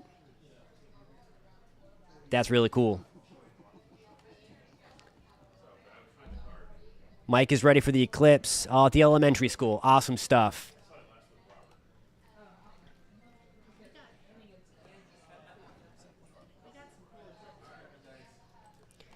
And then there is Peggy, the total eclipse. Look at that. You can see the little beads on the end there. That is the little beads. All right, if you are from the Orlando area, click orlando.com/pins. If you caught an awesome shot of the eclipse, post them right there. I'm going to bring you to that page now. We're going to share some pictures around Central Florida. Aha, Ginger was just talking about this. That's what we were just talking about. The crescents. Look at this. This is awesome. So she just brought up about why you want to look down, too, during the eclipse. And there are some of the crescents showing up if this loads, but you'll see them kind of glisten off the ground there. Look how cool that is. See, a partial eclipse is also cool. Okay, let's check it out. We're going to go through everybody. Look at that. Reporter Eric Sandoval. Bandit was ready for the eclipse. Look at that. And those are definitely approved. Love that. Okay, I don't know where Michael was at, but he was obviously not in Orlando because this is in the path of totality. Awesome, awesome shot here. That is the sun's corona that we saw earlier in the day. Really cool. Really, really cool stuff. Share 75, Audubon Park, the partial eclipse, as that came through. Thank you for posting that. That's on clickorlando.com/pins. Okay, this is really cool.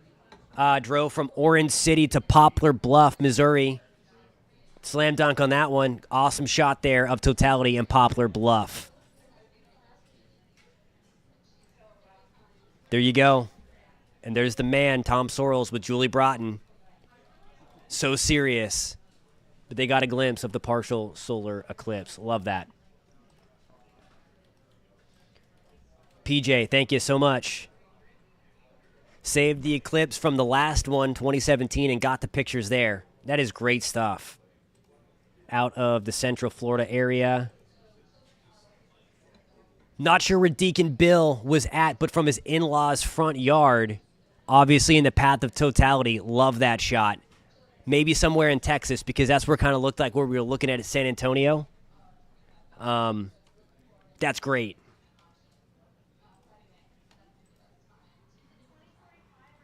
Oh, there's the SpaceX launch, too, from yesterday. I think that was yesterday, from Oviedo. Oh, from Daniel Dom. Cool shot. Look at this crew. Look at this crew. That's everybody. That's Matt, Ginger, Julie, and Tom. If you are in a Central Florida area, News 6 is your source for news and weather. If you are watching on the Just Weather page and don't know that, just moved here, check us out, News 6. These guys are funny, but they are well protected from the sun. Love that stuff. Love it. Cool shot here from... All right, Langston. There you go. Got the shot through the eclipse glasses, and that's what you need to do if you have the cell phone. So that's cool. Yeah, Eric is saying in the live chat that he didn't know that people would use fireworks. That's the first I've heard it as well. There was a bunch of videos from that. Oh, that's cool. Not the eclipse, but that was from the halo there. The cirrus clouds we were talking about earlier makes that 22-degree halo in Silver Spring Shores in Ocala. This is going to be really, really cool. Every Friday, I do a segment on my show, Weatherwise. And if you are in the Central Florida area or aren't and love weather content, you should download New 6 Plus because there's a lot of cool content on there for number one. Number two, at 8 o'clock every day and on demand, I have a show called Weatherwise, and we talk all things weather and then sometimes astronomy, too. We have some things about what to look for in the night sky. So it's really cool. I'd love it if you download New 6 Plus and check it out. That is going to be called Weatherwise. You can head to clickorlando.com/weatherwise as well. That will bring you to there. All right, so while we were looking through all those other pictures, look at this. Nancy has a great shot. This is from a Popka. She says, later during eclipse, crescents through the leaves on the side of the house in a Popka. Thank you for showing us to look for those. So really, really cool stuff. Great stuff out of a Popka. Thank you guys for submitting all of these photos to clickorlando.com/pins. There you go. There's Ginger again. She's into it. Looking at the eclipse with those safety glasses. All right, Gadget got a great shot here. Trying to take it full. Gadget, if you're watching, awesome shot there through the glasses. That's the way to do it. And then Jeff H, 307 in Orlando just before the maximum eclipse. Awesome, awesome stuff. We're going to roll this until about 5 o'clock. We're going to do it at a nice even number here. Kim was watching from Orlando area, not sure where. It says unknown, but Kim, thank you so much for that. Clickorlando.com/pin. Sign up to be an insider so that we know where your location is.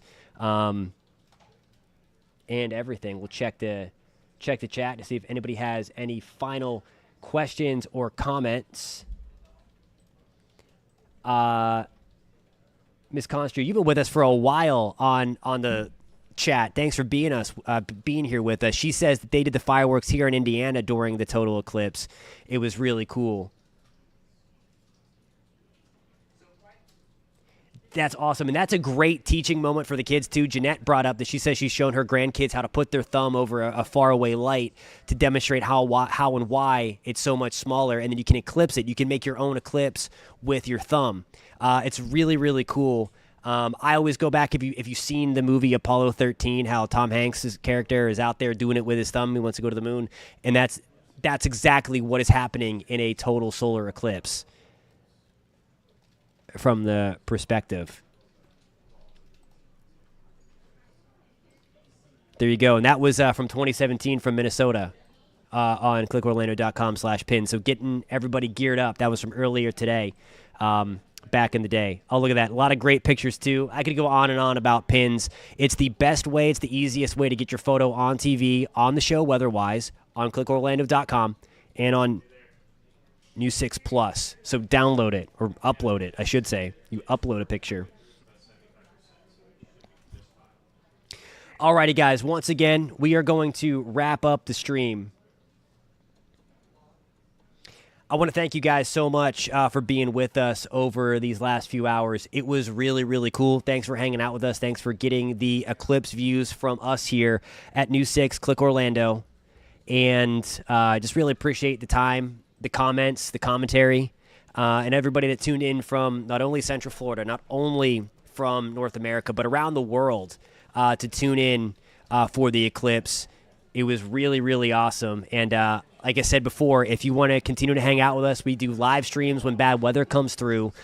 Certainly, I know we're having a happy time right now and don't want to think about hurricane season, but we're going to have you covered here without the fear and without all that other garbage that's out there on social media. I promise you, you're only going to get good sound meteorological and scientific information on these channels, on Click Orlando and on the Just Weather channel. So if you want to get that stuff and want to learn a little bit something and have the conversation too, again, the models are out there. We talk about them. We always break that stuff down together. So if you want to and like that stuff, hit that subscribe button for me, and we will see you along the way. Again, this has been a live broadcast of Totality that started at just before 1 o'clock in Mexico, or just after 1 o'clock in Western Mexico, and exited in Eastern Canada. Thank you guys so much for being here. Thank you so much to all of the new subscribers that have been with us over the past couple of months and really have found the channel and have interacted with the channel and have commented. It's been awesome meeting you guys. We're going to do this again, hopefully when the weather isn't bad, and hopefully we talk about good weather, but we're going to keep you posted when bad weather comes around as well. So thank you guys so much. Virginia, we'll see you in 21 years. You betcha we'll be here in 21 years for the 2045 insane solar eclipse that will ride through Central Florida. Thank you guys. Thank you guys for watching. Let me pull up some comments before I go. I do this all the time as well. If you have watched, if you know me, it's like one of those Midwestern goodbyes. I say goodbye, then an hour later I'm still saying goodbye. So you'll have to deal with that as well. Goodbye. Jewel, you got it. Virginia, we'll see you in 21 years. Hey, Lucy, thanks so much for hanging out with us. We appreciate you.